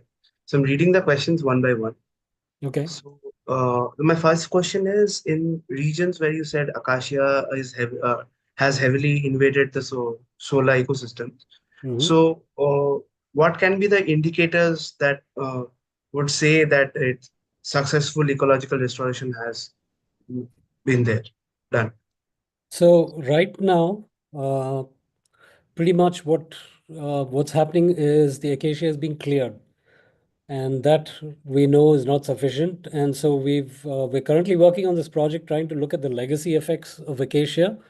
So how they've changed the soil microbial community, how they've affected the seed bank, and are there legacy effects? Do native plants grow less well in soils that have been invaded versus uninvaded? That's work that's currently going on. But we know for sure that they've made the nitrogen levels have gone up, right? And so that typically tends to favor other invasives. So one of the things we need to do is actually find a way to reduce nitrogen content. So we may have to do things like burn or actually harvest and remove. But all this clearing is just happening, so we really don't know. I haven't seen it's too early to tell whether restoration has been effective or is going to be effective. But I think ultimately it depends on whether we can bring back the native grasses. Yeah, it's still work in progress, and they've just started clearing it in the last year and a half too, and it's going to take a lot longer before we can restore these grasslands. In fact, grassland restoration is a lot harder than forest restoration. We know there are many examples of successful forest restoration, with a very, very few of actually successful grassland restoration. So it's a challenge all around, not just for the Shola mosaics. Yeah, I'm not Great. sure if I answered. Yeah. Yeah. So my second question is connected to this only. So you're saying that this increase in nitrogen level in the soil will uh, is a good point for the other invasive species. But Yeah. I'm saying that what is its effect on the native species? Is it predominantly negative, or it can also be there in a good way? You mean the invasives? Yeah, the nitrogen fixing ability of the. There are very few native nitrogen fixers. In fact, I think there aren't too many at all. And these are the only nitrogen fixers in the system. So they are increasing nitrogen. And there's another thing that I didn't speak about, but if you look under the patches of invaded acacia, you have a lot of invasive grasses, which are C3 grasses, which are entirely different from C4 plants. So the entire community in the understory of these acacias is also different. And so not only do you have to remove the trees, but you also have to find a way to change the understory community entirely if you want to restore it back to the original grassland habitat. Again, I'm not sure if I've fully answered your question, but Yeah, as you said, the study is still going on, so looking forward to it. But thank you. It answered a part of it. Yeah, thanks. It's not a trivial problem. It's going to be really hard at restoring these mosaics, but we have to try. Yeah. Thank you so much. Thank you.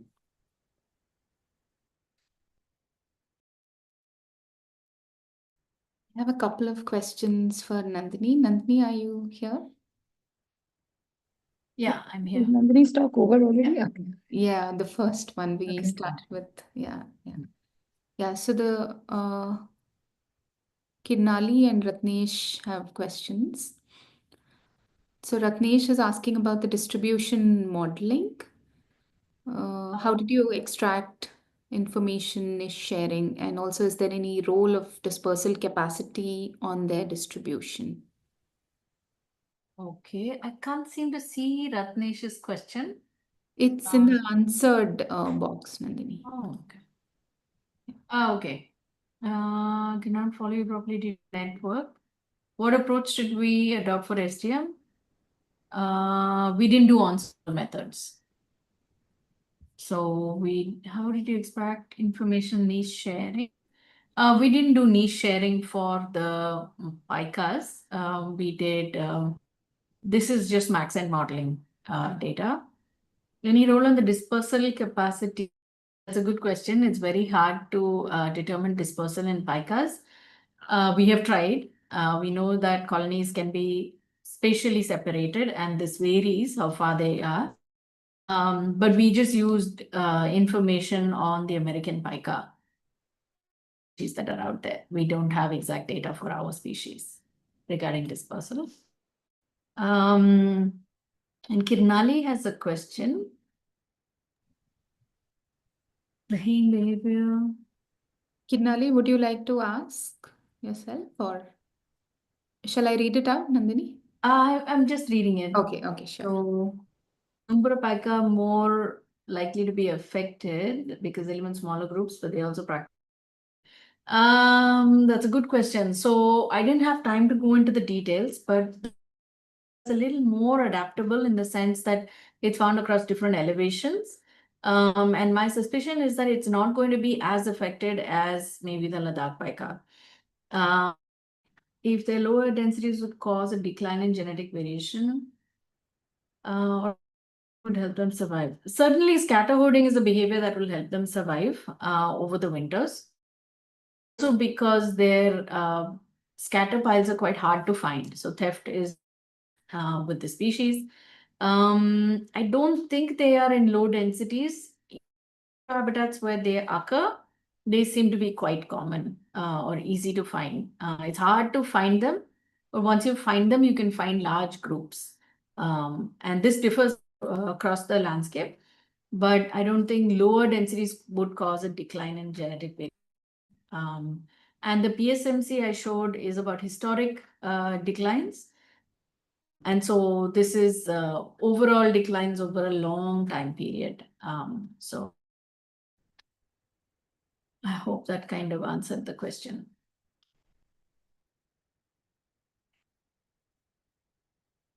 I think there's a message from Balaji. There's a question for Vinita. And I think Balaji will have a blackout in a minute or something. yeah, Balaji, do you want to? I'll just save this question in case.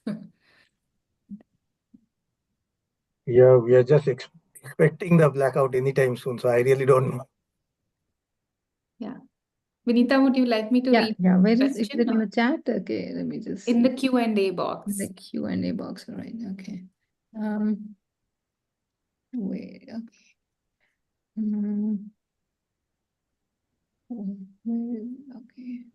Okay, especially DNA. Okay, looking at genomic data, especially DNA sequence, to understand how similar a species is to another or what causes the differences between them is very popular. Oh, there's the blackout. Okay. What happened? Okay, since you have introduced the idea of species complex, is it possible to differentiate a species complex or a species relying on just the genomic data? If yes, how accurate is this? Dr. Vinita, I'm so sorry to interrupt. So the lights and everything are off now. So can we please wait for 10 minutes? Sure. And I think even Shivani, I'm not sure if she's online right now because she was using campus Wi-Fi. So I'll request you to maybe wait for 10 minutes. I'm very sorry about the interruption. Okay. And we'll be back. And please do not log out. Okay, so we are online and you guys are going to be logged out. Okay, fine. No, I'm online. I'm here with you. And I'll request all the speakers to please be there and please do not log out. And we'll be back at 8 o'clock. Thank you so much. Sounds good, yeah.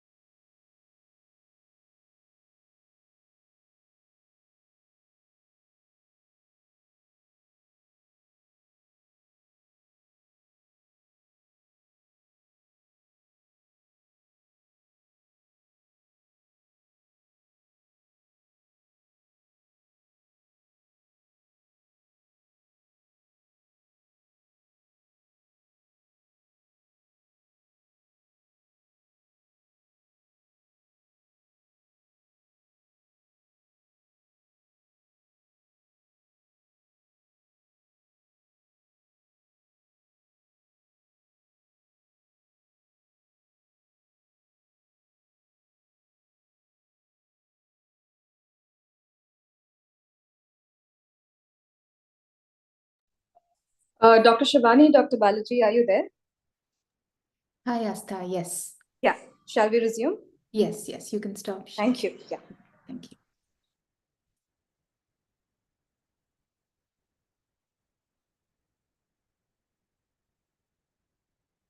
Hi, Vinita. Are you here?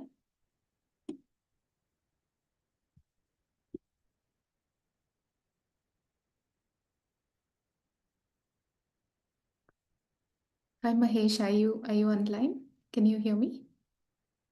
Yeah, I'm here. Hey, can I read out the question here in the chat box? There's one. Sure. Yeah. I think there were a couple of questions. Yeah, go ahead. Yeah, as we know, anthropogenic activities are altering ecosystems, and most of the restoration activities carried by Forest Department involve planting trees as a key action to combat climate change. However, planting trees everywhere under forestation schemes, does it make sense, especially without understanding the historical and ecological context of a particular area? Yeah. Absolutely not. It doesn't make any sense at all. We've been shouting about, all grassland ecologists and savanna ecologists have been shouting about this for a very long time now, that grasslands are natural ecosystems, they're open natural ecosystems. And again, this whole concept of a climax and the fact that trees are the climax is hugely problematic. I think there's a little bit more traction right now that grasslands also need to be restored. But there seems to be, the studies that have called what's called biome awareness disparity. Like, many people do not view grasslands as, they view them as wastelands, or they view them as less desirable than forests. Now, I don't know why that is, but that seems to be what most of the ecologists are battling with, to prevent people from planting trees. And it's a two-pronged issue, because one is, with this whole climate crisis, everybody is trying to sequester carbon. And where do you plant trees? The first, you plant trees where there are no trees, right? So all of the grasslands are being converted to tree plantations to save, for carbon sequestration, but it comes at a huge cost of biodiversity and native species and so on. And so there's a recognition that you need to also, it should not just be about carbon, but it's also about biodiversity. And so we shouldn't be planting in trees and grasslands. I'm sorry that this is a pet peeve, and most grassland ecologists will go on and on about this. But you're right; it's not a very well thought out strategy at all. Yeah. Thank you, Mahesh. Thank you. Vinita, should I read that question? Yeah. Yeah. So the short answer is yes. It is possible to differentiate species complexes or species based on genomic data, and it is very accurate and it can be very accurate as well. However, the point is the reason why it's not recommended is because, like I said, I started off my talk by saying you need to identify species if you want to protect it, and to not only just identify it, actually know what the species is about. So for that, genome can just do so much, and it's extremely costly, or that approach is very costly. So while we corroborate every new species or the definition of species using genomic data or genetic data, the species needs to be identified based on morphological features, and that's how a species is described as a new species to science. So therefore, because that is thankfully a constraint of nomenclature and taxonomy, we always have to find morphological traits to corroborate this idea of what is a new species. But yes, ultimately it will all boil down to identifying taxa using genetics or genomics, especially in areas where there's high hybridization. One will have to come up with a metric of where do you draw the line for a new species. Yeah. There's another general question. I think it's for you or Mahesh, not sure, but I'll read it out. When someone is keen to conserve the habitat or ecological setup of an area, where should they start thinking or working? For example, Dr. Shankaran explained a situation in which acacia species invaded Uti ecosystem, and this is not one such case. Replanting or replacing with new species can affect or modify the original ecosystem and microclimate. Can you give some insights on this?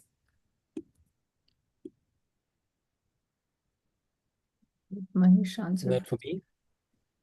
Yeah. Yeah. Where does one start? Ooh, right at the beginning, I guess. I don't know. I think most of the places, like Vinita was saying, we don't even know what species are there.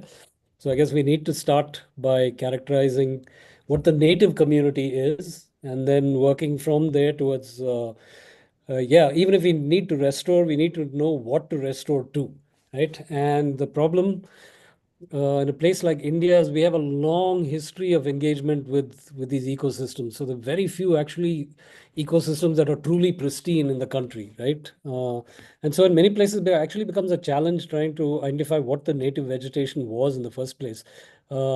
But yeah, I think that's where one would start. And maybe people like Vinita who worked more on diversity can sort of chip in here with some insights.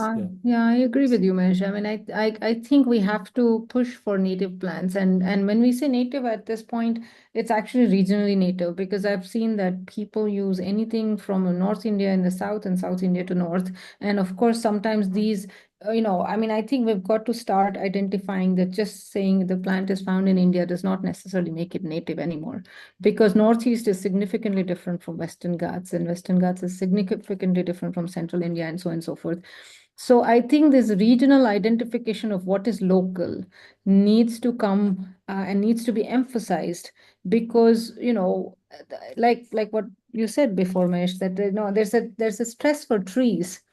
So then you come to Central India where it's not a location which is filled with evergreen trees, and then you find a native plant from India and you plant it in Central India in the hot summers, and you water it and keep it alive. I find it just a lost exercise, actually. I mean, unnecessary exercise as well, and also not cost effective.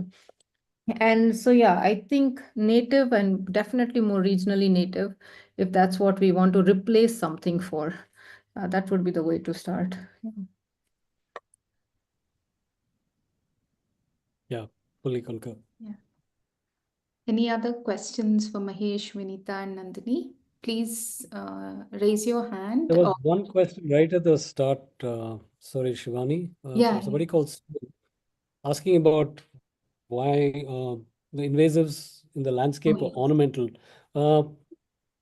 Well, actually, not in the case of the Upper Nilgiris, when the colonial foresters planted about 40 different species there. Most of them were timber species for fuel wood and for the tanning industry, and also for railway sleepers and so on. And interestingly, most of them didn't establish, very few did. But very quickly, the British realized that the wattle was a problem. So even by 4 years after they introduced them in the mid 1800s, they realized it was a problem. But yeah, and there's nothing to be done about it because it had already taken hold even by then. But yeah, so not many ornamental plants, but there are a few, but not everything in the Shola grassland. Otherwise, in the Nilgiri landscape, there are so many ornamentals that are invasive. Yeah. Sorry, Shivani. Yeah, I think that's. I just wanted to so I thought that someone would ask, I mean, about the taxonomic issues. I mean, I just want to clarify that part of the issues we've had or we see in any restoration also possibly is because we don't know what to replace it with. And most people are using any plant ID, apps, which can just do so much in terms of identifying individuals or species for that matter. And the taxonomic problem right now in India is the problem that we actually haven't invested enough in finding the species boundaries that I'm talking about. So we are very good at identifying taxa based on checklists, because BSI and others have done a very good job with it. So we go to the checklist, we identify it, and that's it. We've never revisited them and checked why. Are there any intermediate forms? Is this it? Is that the number that we can give for plants or flora of India? And that's partly coming because of the problems that we're facing, or rather not problems, more like complex processes that we are facing. That is sympatric taxa, hybridize, and that sort of makes it a blurred area for what we call as a species A or species B. And then that species also moves, the hybrid moves, in the parent forms moves. And so the dispersal is very active still in India and or at least the Southeast Asian Indian sort of biogeography. So this is what makes, I think, taxonomy complex. But the general trend or the dialogues I hear or complaints I hear is that you have to name or these are names and you have to learn a lot. But personally, I just don't find any difference between learning plant names or animal names versus learning, all the amino acids that is there.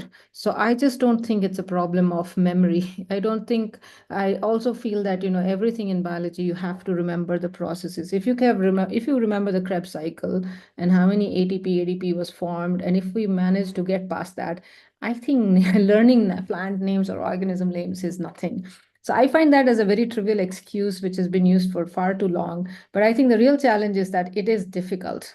And that people are not willing to face. That taxonomy is very difficult. And to give a name to a species is equally more difficult if you did it the right way. And that is what I think we need to really, improve upon is teach how to go through these processes to identify species, and not just give the name and get stuck with that, So, yeah. Balaji, would you? Okay, there's one more question. I think Mahesh, it's up for you again. Asking about the word native. How do you define the term over time? If the species might have changed and adapted as well or stabilized. Yeah. Actually, I think that's a question that's more appropriate for Vinita than me. Yeah,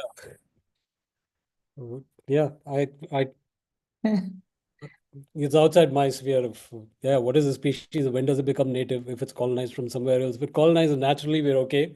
Human-induced colonizations are much more problematic. But yeah, I will leave it to the expert here. I think the question is, when do you call something invasive, isn't it? Isn't that the right question? Rather than what is native? Invasive natives too. Yeah. Because exactly. Because there are invasive natives as well. So I agree with Mahesh. It's very difficult, but I think we can define invasives better than, because native, we call it naturalized plants are also called natives. So I think the question is, again, even with invasive, again, the minute you say invasive, I think the definition is very clear. It's doing something to the ecosystem that we're not happy about. And it's displacing, taxa that we don't think should be displaced purely because of their reproductive outputs and, establishment forces. So native is difficult. But like I said, I'm more of a regionalist at this point when it comes to plants that, I think India needs to be divided into different regions, and then that native word needs to be used as opposed to all of India, because what we think is native to India is actually found all the way till Polynesia. So really, how exactly is that native to India? I don't know. It's native to Southeast Asia and India. That is one way I look at it, but it's not native only to India, so it's a difficult word.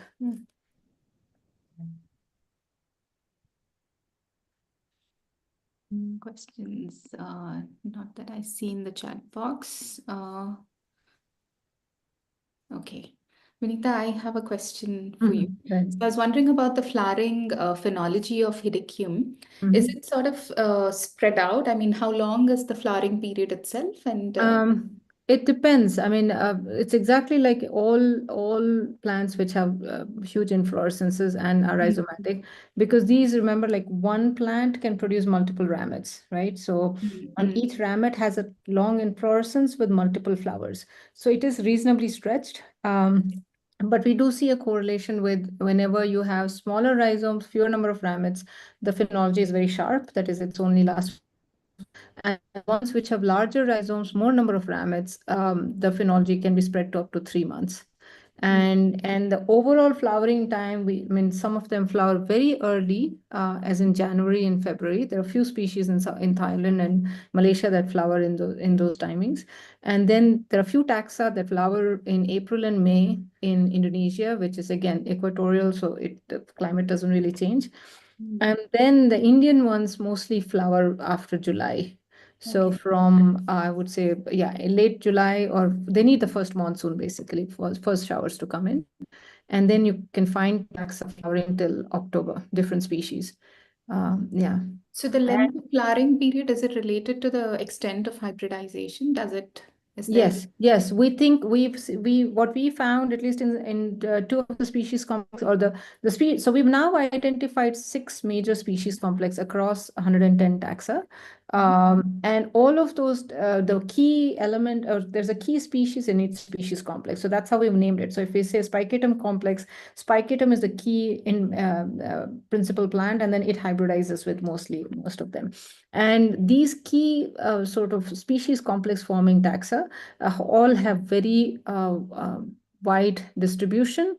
They have wider phenological time periods, and they're all compatible. And they also are found in sympatry with everything. So all of these 4 features match. So you can imagine it automatically should result in hybrids, because it's just by the time you figure that out, you kind of can make clear predictions that it's going to make hybrids. And that's pretty much what we are finding. So not just in spicatum is just one of them. Now we have 6 other taxa. And this is true across all the hedychiums in Southeast Asia as well. Oh, okay. So, yeah. Interesting. Yeah. Thank you. Balaji, yeah, you can go ahead.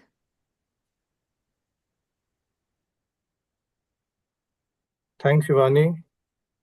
So our last speaker is Dr. Giovanni Forsina, again, a very good and old friend of mine.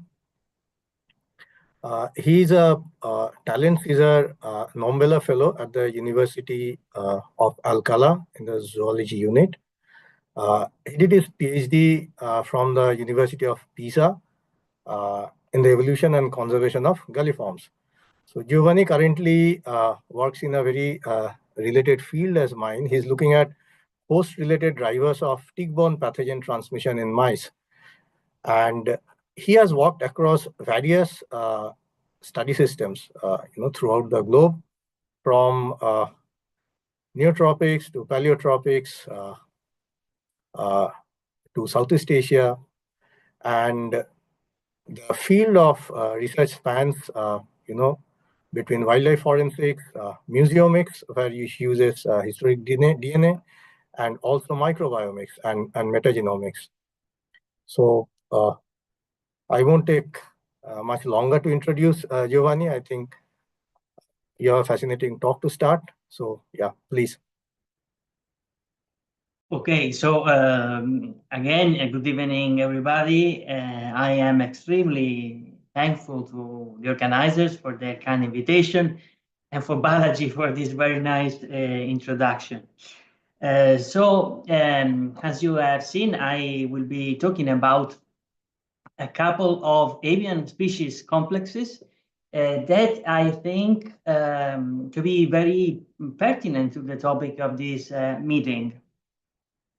And I will start explaining why I think this is the case. Then I will talk about what we know concerning their evolutionary history, which, as you will see, is based merely on traditional genetic tools. And finally, I will touch about what we can still learn about them if we apply genome-wide approaches. What we can learn in terms of evolution, what we can learn about introgression, for instance, and of course about adaptation to global and climate change in a more, let's say, conservation wide perspective. So why then? I would say first and foremost, because both species complexes originated, as we will see, in the Indian subcontinent, but at the same time, they have also relatives in tropical Africa. So they are of global interest, if we want.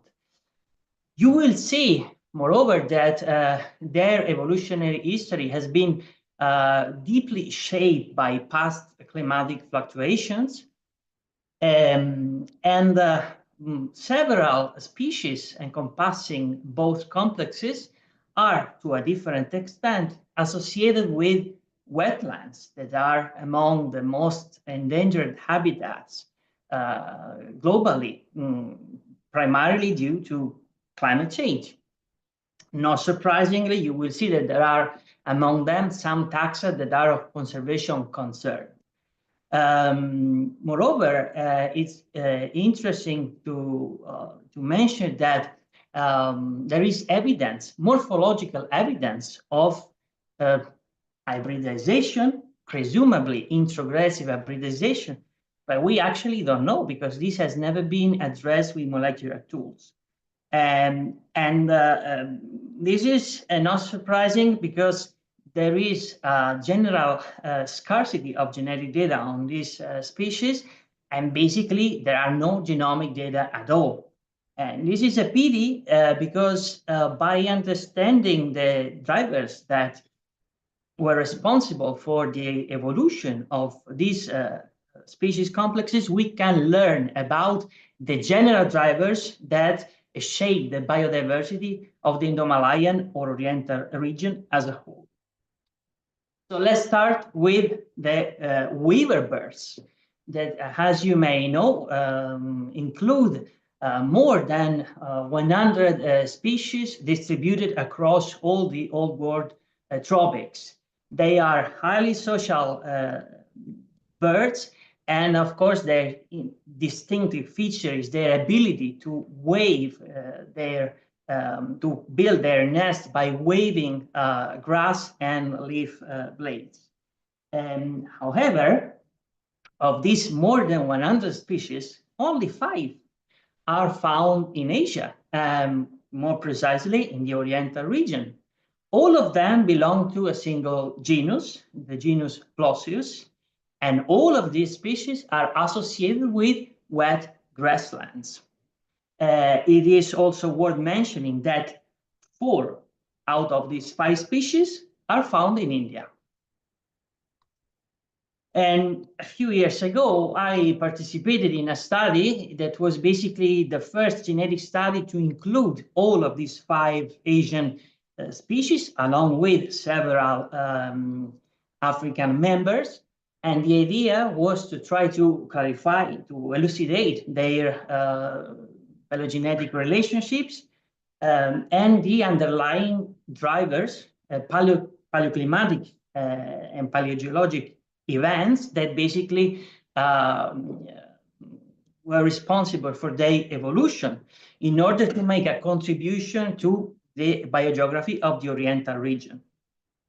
We use, as I mentioned before, traditional genetic tools, but still, I think we got something interesting. So this is the multilogous phylogeny that we built, and there are some like elements that are, of course, worth of being noticed. So first, we found that the Oriental weaver birds, the Oriental Plosius, because they belong both to the same genus, they are monophyletic. But this is not the case of the genus Plosius as a whole, because as you can see, there are also some African members. We found, and this is something that we will talk about later, that the split of the Oriental Plosius was set at around 9.5 million years ago. And then another element that is worth of being noticed is that the species, which is the one that is the most widely distributed, the bioweaver, Plosius philippinus. So actually we found 2 well-distinct clades, an Oriental clade encompassing Java, Indochina, up to Myanmar, and then a Western clade, including all the samples from half of Myanmar and India and Pakistan. We also carried out an ancestral area reconstruction that pointed to the Indian subcontinent as the cradle for the origin and the diversification of these 5 species, and also indicated that it was driven by an interplay of vicariance and dispersal events. And we perform also some basic demographic analysis. And for instance, this is the case of the Bahia weaver that I mentioned before. And we found that there was a decline in population, in effective population size in between 2 and 3,000, 2 and 300,000 years ago, which corresponded to an interglacial. But then there was a sharper rebound that corresponded to one of the coldest and most arid period of the Pleistocene. And actually, this rebound was mostly accounted by the eastern clade. Interestingly, if we look at what happened with the African species, the three that I showed before, we found that the majority of the lineages, the most important lineages, actually diverge in between roughly 15 and 11 million years ago. And this interval of time correspond to the shift from a forest to woodlands and grasslands that occurred during the mid-Miocene. And this shift also witnessed the advent of C4 grasses. So this basically created a suite of open habitats scattered across all Africa and promoted the diversification of different avian groups, weaver birds, but also francolins, as we will see. And if we move to Asia and to the Indian subcontinent in particular, we found that the origin of the divergence of the most common recent ancestor was set at 8-9 million years ago. And this is also overlapping, this is also coinciding with grassland expansion in Asia that was, in this case, also favored by the orogenesis of the Western Ghats and the Himalayas that marked the onset of the monsoon cycle and also at the same time of a most arid and colder period. It is worth noticing, this maybe can be a matter for further discussion, that in this case we have let's say a species complex that is much less abundant than in the case of the African counterparts. And this is also happening with the francolins. So to conclude, in the case of Asia, and particularly of the Indian subcontinent, what we had was an evolutionary history that was driven by both segregation in sympatry that was supposed to have occurred mostly in the Indian subcontinent, but also allopatric speciation that was supposed to have occurred mostly in Indochina. But then at the same time, the alternance of a drier and colder period would have favored also the recolonization of some of these species that would have led to also secondary sympatry. So basically, this is probably explaining why we partially, at least, we don't have so many species like we have in Africa.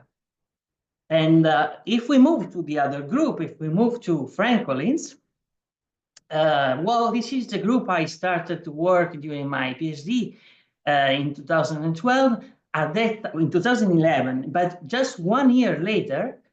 So this group that included 41 species, of which 5 Asian and 36 African,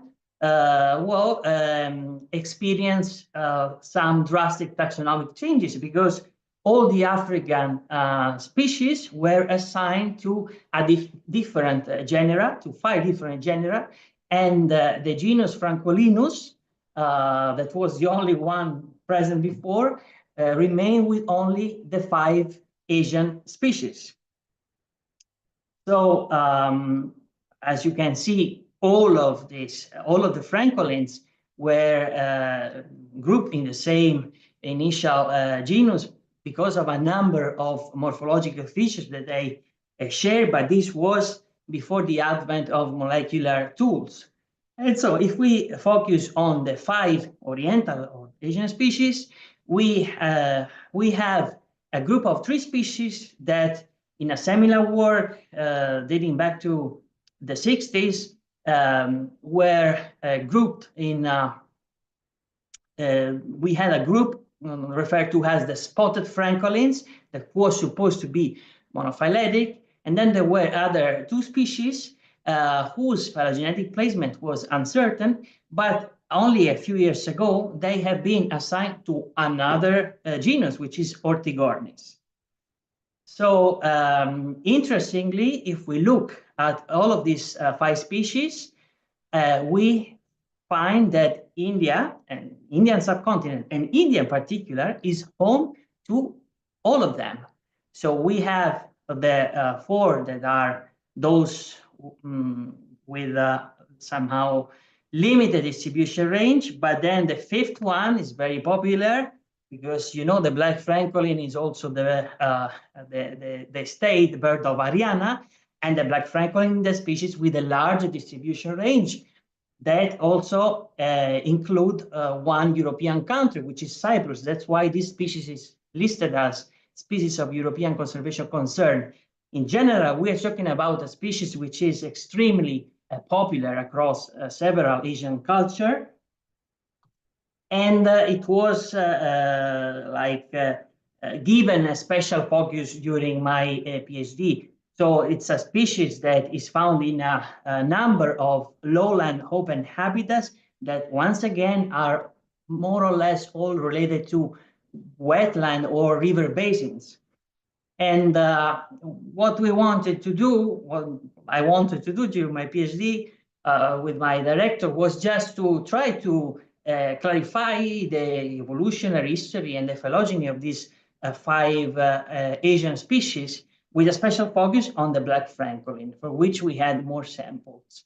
We collected a number of samples encompassing all the 5 species from all over the distribution range. And then we draw the first phylogeny, including all these 5 species. We confirmed the monophily of the spotted group.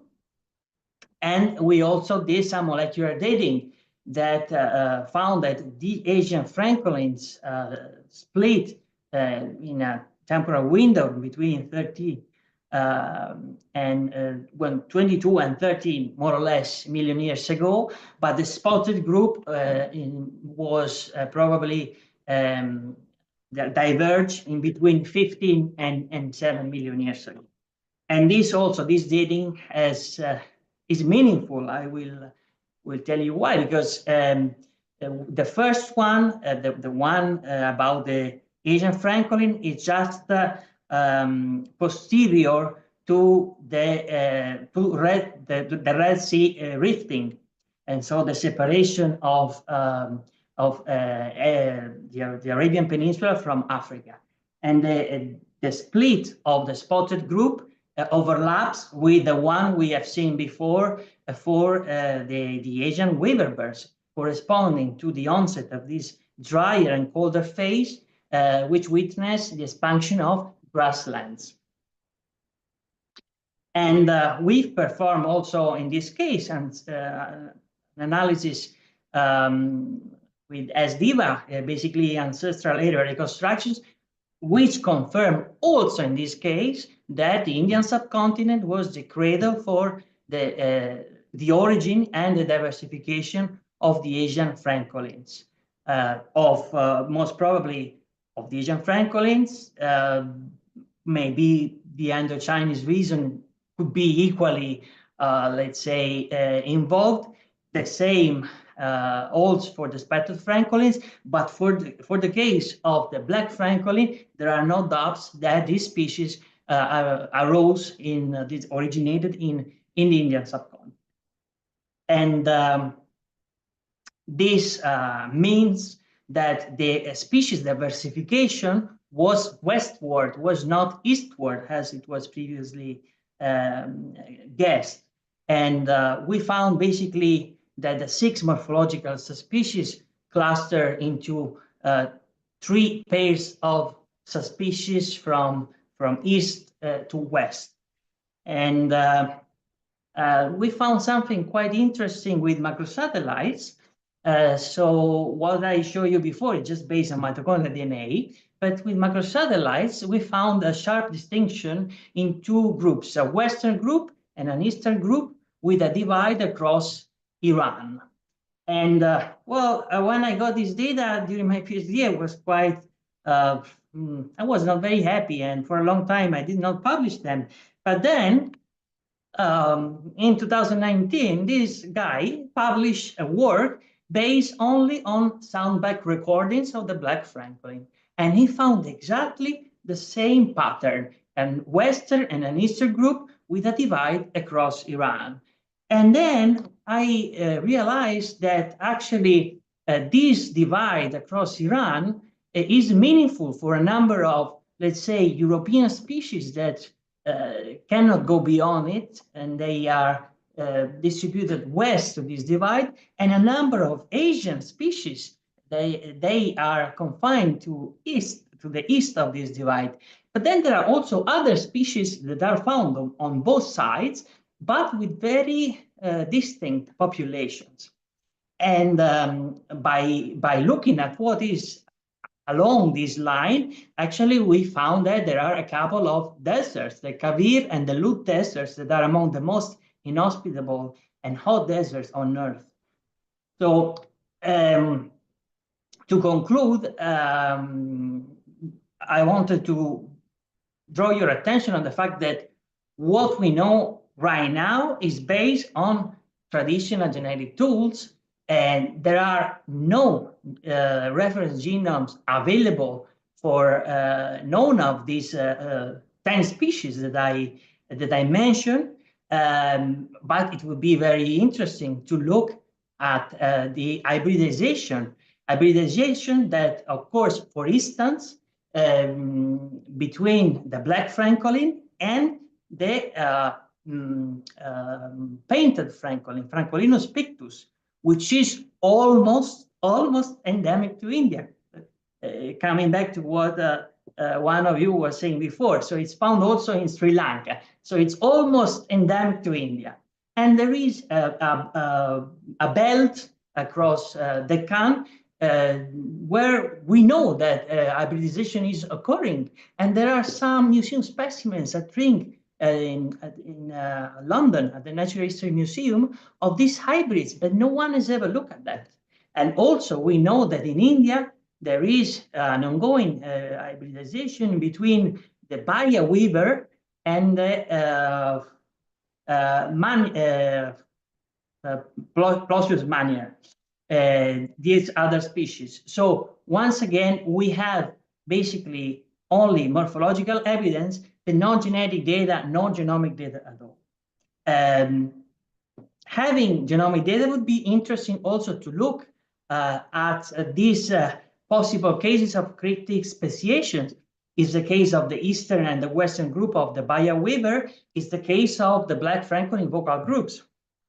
And in general, we should think about having the reference genomes and genomic data as a powerful tool for the conservation of these species. So it's worth reminding that most of them are related to wetlands or wet grasslands, and according to IUCN, there is no species among these that is increasing. They are all decreasing or at least stable. And well, with this, I would like to conclude, and of course, I have to thank all the people that worked with me and made all of these studies possible. And I, of course, want to thank you once again for the nice invitation and for the attention. So thanks again, and it was a great pleasure to be here with you.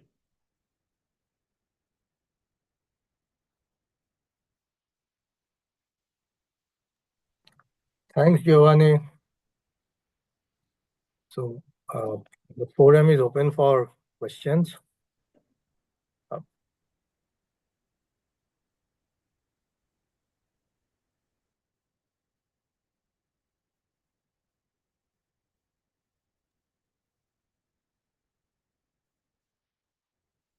So I have a question for Giovanni, if no one does. So nice talk, Giovanni. I've had a quick question just because I sort of talked about the species complexes in plants. Where is it in the bird world? Do you have a similar concept of species complexes at this point, or is it mostly about looking for cryptic species? Well, I would say that you know that hybridization is a phenomenon that is extremely common in birds. Mm-hmm. And so, just to make an example, with biology, we are working on partridges, on Alectoris partridges. Mm-hmm. Alectoris partridges are known to suffer from human-mediated hybridization, which is cause of several conservation problems, but also there are several cases of natural hybridization, and there are natural hybrid zones. So this is an extremely interesting system because, like others in birds, you struggle to define what is a species. Mm-hmm. But of course, we have no cases of polyplody, so at least this simplify a little bit things. Mm-hmm. Yeah, thanks.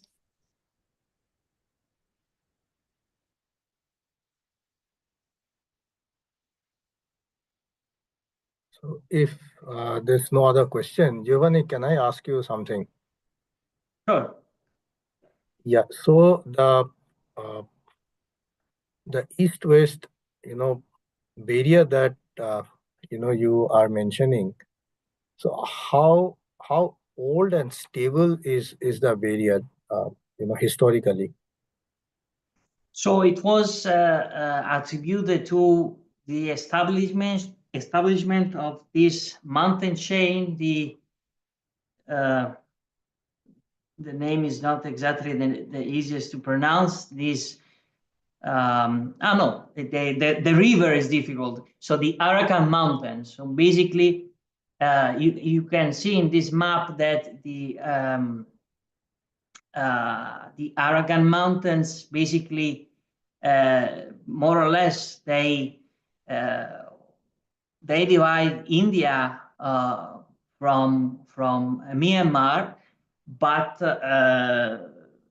not in a very sharp manner. So let's say that this the divide that we find in the Bahia River has been attributed to basically the orogenesis of this mountain. And I mentioned before secondary sympatry that was the result, of course, of the reconnection that was made possible through, let's say, favorable climatic condition. That is quite clear. In the case of these animals, it means colder periods and the reduction of tropical forests, the benefit of woodlands and grassland.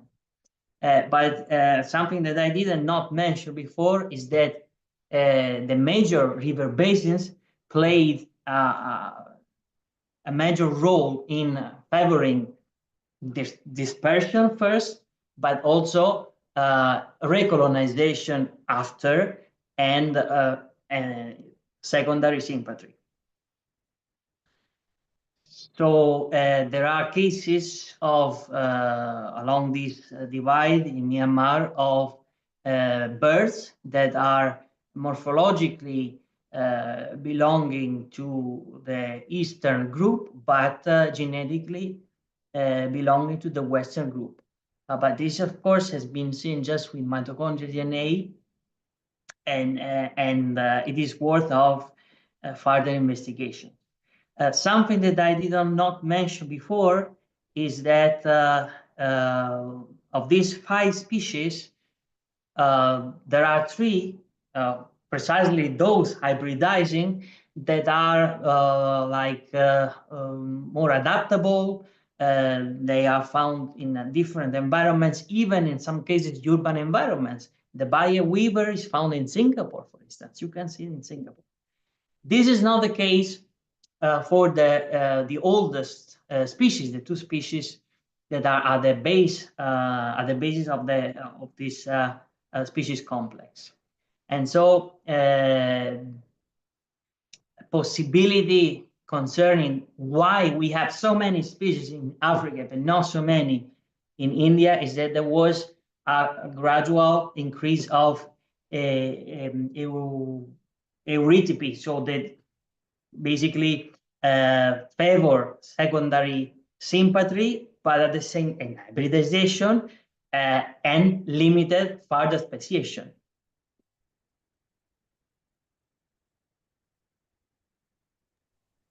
So Giovanni, there are 2 questions in your question and answer box. So one is Harshita. Harshita, you like to read the question, or shall I read it on your behalf? Maybe we can go ahead and read, Balaji. Yeah. So Harshita writes, very interesting talk, Giovanni.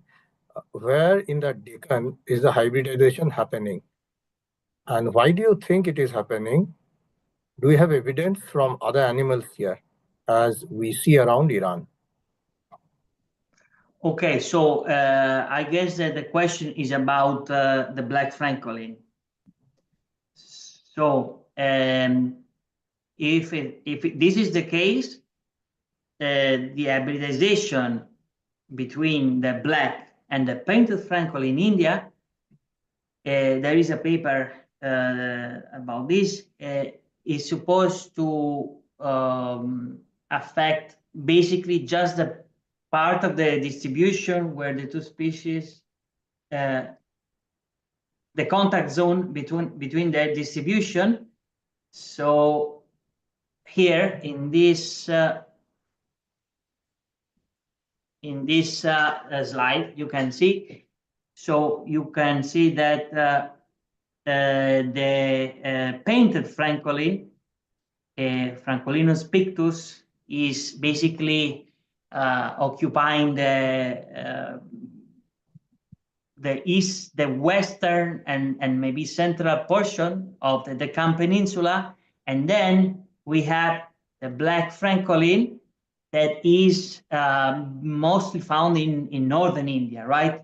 So it is along this contact zone that we have hybrids. And as I mentioned before, it's possible to see some example by visiting the Natural History Museum at Tring. Concerning the vocal groups in Iran, so it's worth mentioning that we are not talking exactly of hybridization. This is the same species right now, is black francolin, but the fact that we have this sharp divide, and also not only in terms of genetic makeup, but also in terms of vocalization, may suggest that maybe, who knows, we have some sort of cryptic species there.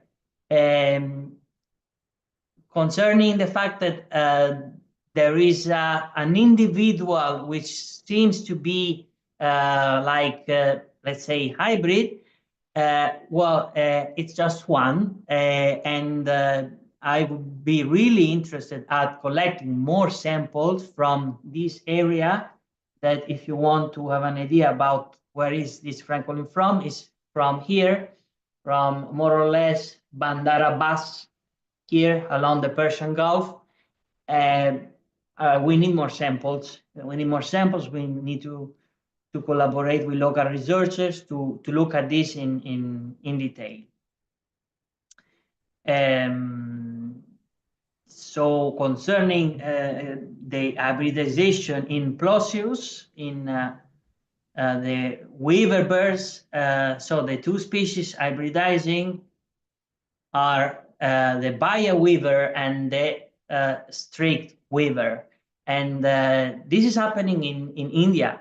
I don't know exactly where. I should have a better look at it. But there are cases of morphological hybrids between these two species. So the one that is visible, the distribution is painted in yellow, and the one next whose distribution is painted in orange here. Right. Yeah. Thanks, Giovanni. So we have one last question from Kritika. She's asking if hybridization between black francolin and painted francolin is due to some human intervention. I have really no idea. I know that there is a work dating back to 2006, and it's actually it's an atlas of Indian birds, I think.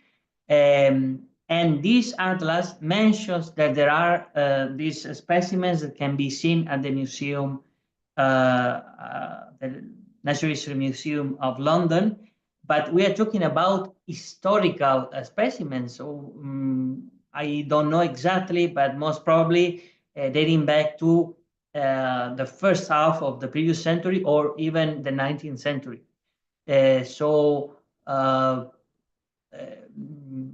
Well, probably you can tell me more if by that time there was some sharp alteration of the natural habitat in India that favored the contact between these two species. Right. It's worth mentioning that the painted francolin is less associated with wetlands, is found in drier environments compared to the black francolin. And it's a little bit more arboreal. Right. Okay. Yeah. Yeah. Thanks, Giovanni. I guess there are no more questions.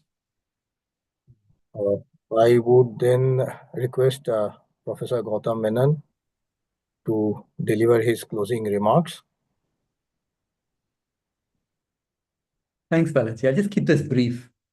And I want to thank all the speakers, Professor Mahesh Shankaran, Vinita Gowda, Nandini Rajamani, and Giovanni Forcina. And without you, this program would just not have worked. And your intensity and commitment in your work is, I think, very special. And thanks for keeping your talks also accessible to a broader audience. I wanted to thank Shivani and Balaji for thinking of such a session and conceptualizing it and contacting those speakers they knew would bring a special flavor to things that we were discussing. And I hope I will see all of you at Ashoka in the future. And Asta, with help from Kangana, handled the organization on behalf of 3CS. I'm very grateful to her. IT services helped setting up the links. I'm sorry about in between the IT, the connections dropped a little bit. We had some teething troubles. I apologize for that. I mean, this is, I think, par for the course now. Sometimes things work and occasionally they don't work. And we have unusual problems like blackouts in the middle of session that we're supposed to have. Thank you for staying with us. Thanks also to the students, to the audience, which remain engaged till the end and ask very interesting and important questions.